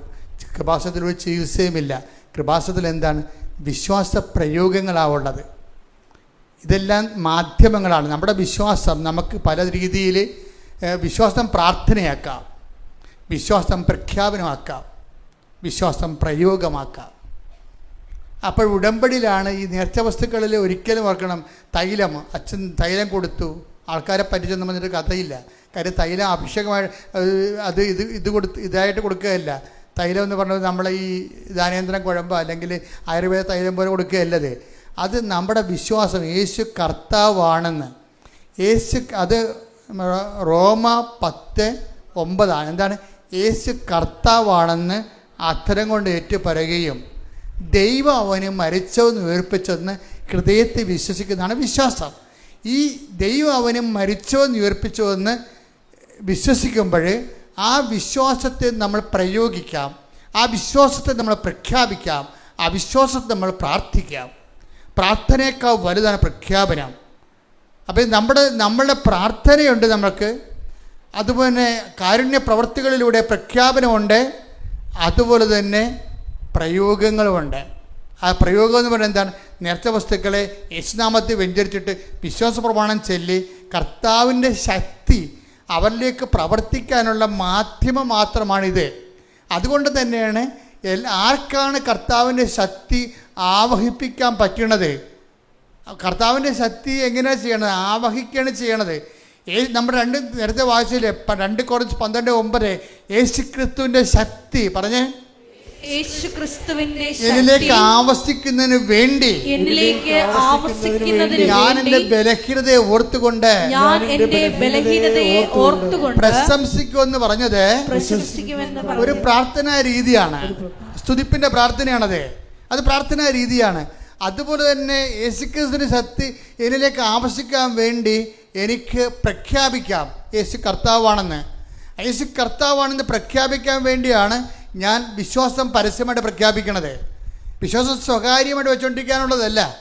നമ്മളിപ്പോൾ ഞാൻ തന്നെയാണെങ്കിൽ ഇന്നലെ ഒരു സമരത്തിൽ പോയി. ഒരു തുറമുഖം ഗവൺമെൻറ് വർഷങ്ങളായിട്ട് തുറമുഖത്തിന് വർക്ക് നടക്കുന്നില്ല അവിടെ. അപ്പോൾ അതിനൊരു സമരം, ആ തുറമുഖം തുടർന്ന് വികസന ഗവൺമെൻറ് കടലിലേക്ക് കല്ലിടാൻ വേണ്ടി, അത് ഇതുപോലെ തന്നെ ബ്രേക്ക് വാട്ടർ സിസ്റ്റം കിട്ടാൻ വേണ്ടി കോൺട്രാക്ടർമാർ പൈസ അവരവിടെ ഗവൺമെൻറ്റിൽ നിന്ന് കൊട്ടേഷൻ എടുത്തിട്ടും അവർ വർക്ക് ചെയ്യണില്ല. അപ്പോൾ സമരത്തിന് പോയി. അപ്പോൾ ഞാൻ സമരത്തിൽ ചെല്ലുമ്പോഴും ആ തുറമുഖത്തിൻ്റെ അവിടെ സമരത്തിൽ നിൽക്കുമ്പോഴും ഞാൻ ജപമാനം ചൊല്ലിക്കൊണ്ടാണ് യാതായം വിളിച്ചു പോണത്. എന്താ കാര്യം? എൻ്റെ വിശ്വാസ പ്രഖ്യാപനമാണത്. അല്ലാതെ സായിപ്പിനെ കാണുമ്പോൾ ഞാൻ കാവാത്ത മറക്കത്തില്ല. ലോഹയെ വിട്ട് കൊന്തം പിടിച്ചേ പോകത്തുള്ളൂ. ഇന്നലെ ഞാനൊരു കോടതി പോയെന്ന് വെച്ചാൽ 2013 കടൽ കയറിയപ്പോൾ ഒരു സമരം നടത്തിയപ്പോൾ ഞാനന്ന് കേസിൽപ്പെട്ട്. ഞാൻ ആ കേസ് പറയാൻ വേണ്ടി ഇന്നലെ കോടതി ചെന്നപ്പോഴുണ്ട് കേസ് പറഞ്ഞ് ഇറങ്ങിയപ്പോൾ ഒരു ക്രിസ്ത്യാനി എന്നെ വിളിച്ച് മാവിൻ്റെ വീട്ടിൽ കൊണ്ടുപോയി. മാവിൻ്റെ വീട്ടിൽ കൊണ്ടുപോയി, അച്ഛാ ഇനി അച്ഛൻ ലോഹയെ വിട്ട് കോടതി വരരുത്, ഇത് നമ്മുടെ സമുദായത്തിന് നാണക്കേടാണെന്ന് പറയും. ഞാൻ പറഞ്ഞു, ജനങ്ങൾക്ക് വേണ്ടി, നീതിക്ക് വേണ്ടി പോരാടിയതിന് ശേഷം ഒരു നിയമ പോരാട്ടത്തിൽ ഞാൻ വന്നിരിക്കുന്ന കർത്താവിനും നാമത്തിൽ താൻ പണി നോക്കാൻ പറഞ്ഞു. അതെന്താ കാര്യം വെച്ച് കഴിഞ്ഞാൽ ഇത് വിശ്വാസ പ്രഖ്യാപനമാണത്. ഞാനൊരു പുരോഹിതനാണെന്നും ഞാൻ ഈ സോഷ്യൽ കോസിന് വേണ്ടി നിൽക്കുന്നത് നീതിക്ക് വേണ്ടിയുള്ള പോരാട്ടമാണെന്നും ദൈവത്തിന് മനസ്സിലാകും, ബോധമുള്ള ജനങ്ങൾക്ക് മനസ്സിലാകും. ബോധമില്ലാത്ത വല്ലതൊക്കെ വിളിച്ച് പറയും, I don't mind about that. പക്ഷെ എന്താണ്, അത് പ്രഖ്യാപനമാണ്. ഈ വിശ്വാസത്തെ നമ്മൾ പ്രാർത്ഥിക്കാം, വിശ്വാസത്തെ നമ്മൾ പ്രയോഗിക്കാം, അതുപോലെ തന്നെ വിശ്വാസത്തെ നമ്മൾ പ്രഖ്യാപിക്കാം. അതുപോലെ തന്നെ പ്രയോഗമാണ് ഈ ഉടമ്പടി തൈലം. വിശ്വാസ പ്രയോഗമാണ്, അല്ല ചികിത്സാവിധിയൊന്നും അല്ലത്. പക്ഷെ അതുകൊണ്ട് നിങ്ങൾക്ക് വിശ്വാസ പ്രമാണം കൃത്യമായിട്ട് അറിയണം, നിങ്ങൾ ചെയ്യണം എന്താണെന്ന് അറിയണം. ഈ ജർമ്മൻ്റെ വൈഫിനെ കൃത്യമായിട്ട് ഇത് പ്രയോഗിക്കാൻ അറിയാം. അവർ പതുക്കെ പാകതയോടെ വിശുദ്ധിയോടെ വിശ്വാസ പ്രമാണം ചൊല്ലിക്കൊണ്ടാണ് ഈ ഒടിഞ്ഞിരിക്കുന്ന തോളലില്ലേ, അതിന് ഇതെല്ലാം കഴിഞ്ഞിട്ട് എത്ര കാലം കഴിഞ്ഞൊരു ഓപ്പറേറ്റ് ചെയ്ത് എല്ലാം ശരിയാക്കണത് അറിയത്തില്ല. സങ്കടപ്പെട്ടൊരു ജീവിതമാണ്. അപ്പോൾ അവളിത് വിശ്വാസ പ്രമാണം ചൊല്ലിക്കൊണ്ട് ഈ ആശയത്തെ അവസ്ഥയിൽ തോളിൽ ഇങ്ങനെ ഉടമ്പടി തേലം തേച്ചുകൊണ്ടിരിക്കുകയാണ്. എന്നിട്ട് ഇതിനെ താങ്ങിക്കിടത്തും, രണ്ടുപേരും കൂടി താങ്ങിക്കിടത്തും. രാത്രിയായപ്പോൾ ഈ മനുഷ്യനെ ഒരാൾ വന്ന് തട്ടി ഇയാൾ ഉറക്കത്തിലിങ്ങനെ നോക്കുമ്പോൾ അമ്മ മാതാവ്. ഇയാൾ ഉടനെ എഴുന്നേക്കും, ഉറക്കത്തിലല്ലേ, തനിക്ക് തോന്നിയാണെന്നും പറഞ്ഞ് എഴുന്നേക്കും, പിന്നെ കിടക്കും. രാവിലെ എഴുന്നേറ്റിട്ട് നേരെ ആരുടെ സഹായമില്ലായി എഴുന്നേറ്റ് വരും ഈ മനുഷ്യൻ. ഡോക്ടറുടെ അടുത്ത് എന്നാ പറഞ്ഞത്, നിങ്ങൾക്ക് എന്ത് പറ്റി, എല്ലാ അസ്ഥികളും യോജിച്ചിരിക്കണമല്ല എന്ന്. ഇതാണ് എൻ്റെ വിഷയം. ഇത് പ്രയോഗമാണ്, വിശ്വാസ പ്രയോഗമാണ്. അപ്പം അതുകൊണ്ട് ഇത് ഉപയോഗിക്കുന്നൊരു വിശുദ്ധിയുടെ ഉപയോഗിക്കണം. അതുപോലെ തന്നെ ഉടമ്പടിയുടെ എല്ലാ കാര്യവും ജെറോമി പറഞ്ഞ പോലെ ഞാനും വൈഫും ഉടമ്പടി ജീവിക്കാൻ തുടങ്ങിയപ്പോൾ എന്നാണ്. ഉടമ്പടി ജീവിതമാണ്, അല്ലാതെ എന്തെങ്കിലും കാട്ടിക്കൂട്ടി ഒപ്പിക്കണമല്ല. അപ്പം അതുകൊണ്ട് ഉടമ്പടി നിങ്ങൾ ദൈവം സത്യസന്ധമായിട്ട് ജീവിക്കുക, ദൈവം നിങ്ങളുടെ കൂടെ ഉണ്ടാവും. Thank you. Price the Lord.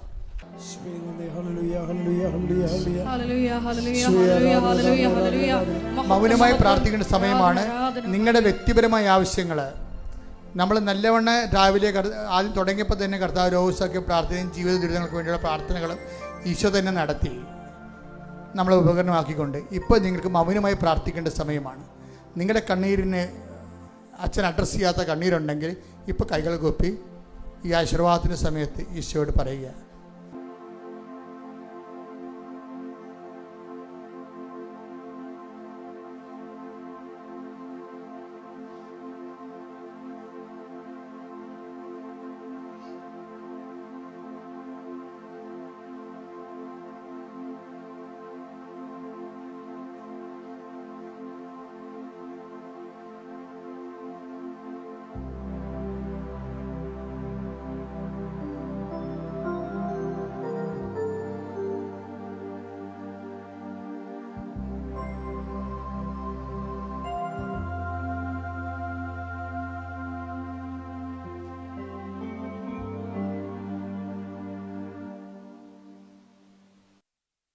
ഒരിക്കൽ കൂടി മരിയൻ ഉടമ്പടിയിൽ സമർപ്പിച്ചിരിക്കുന്ന എല്ലാ വിഷയങ്ങളും ദൈവമാതാവിൻ്റെ മുമ്പിൽ, ദൈവമാതാവിൻ്റെ മധ്യസ്ഥതയിൽ, ദിവ്യകാരുണ്യ സന്നിധിയിൽ സമർപ്പിച്ചുകൊണ്ട് നമുക്ക് ഒരു നിമിഷം മൗനമായിട്ട് പ്രാർത്ഥിക്കാം.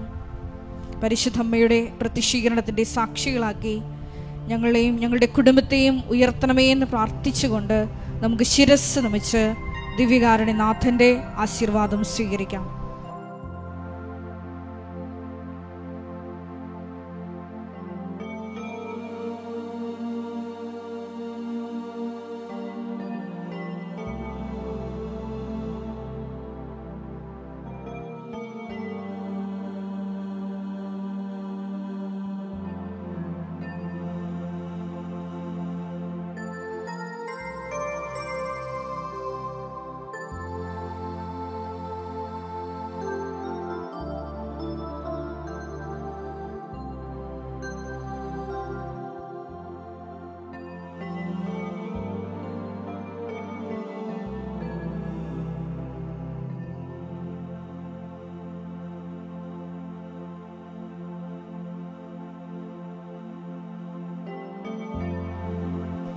പരിശുദ്ധ പരമമാ ദിവ്യകാരുണ്യമേ,